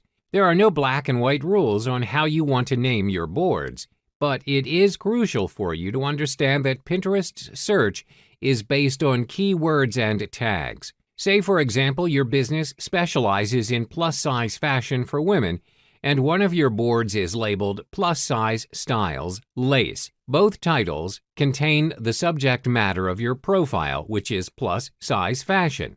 Pins are posts, images, links, news, or anything with permalink posted in Pinterest. Every pin is reflected by a certain image, and that image works to attract users to view your pins and repin them. This also may result in them following your account, making a purchase, or visiting your main website. How to market your product through Pinterest? Step 1. Go to your Pinterest profile page and click the Add button on the top right of the screen. You have two options to choose from: Upload Photo or Save from Site. Since you're linking a website to market to users, click on the Save from Site option. Add the link of your website into the box provided. Once you paste the link, Pinterest automatically detects relevant images from the link. Choose the most significant image. Next, create a board or choose your preferred board to put that pin into. If you want to edit your saved pins, click on the pin and you will see 5 options underneath your pins. Click on the pencil image button to bring up the Edit Pin window. Once you're done, click the Save button and you're all set. Pinterest is astonishingly effective as a platform to drive traffic to your website. In fact, studies have shown that a pin alone can generate up to 2 page visits and 6 page views on average with more than 10 repins, and this can go on for months. Imagine the dividends over time. To attract users in Pinterest, you need an eye-catching, high-definition image and a working link. Also, I'm for likable pins rather than pins filled with comments. Likeable pins usually end up saved to users' boards. Also, if you upload an image, ensure that you add your website link to your image. This helps people find you. Ensure that you optimize your Pinterest profile for search engine optimization, or SEO. This includes your profile, pins, as well as your boards. Ensure that you have SEO-friendly keywords in these areas. Your pin's description is also important here. You should ensure that it's helpful, detailed, and interesting. This will help you increase your pin engagement. Lastly, time matters. You want as many people as possible to repin your stuff, so the more people are able to see your pins, the repinned material can be seen by followers of the user who repinned it. Research more on your audience demographics from Pinterest Analytics. Then use the information to decide on the best time to pin to reach your target audience.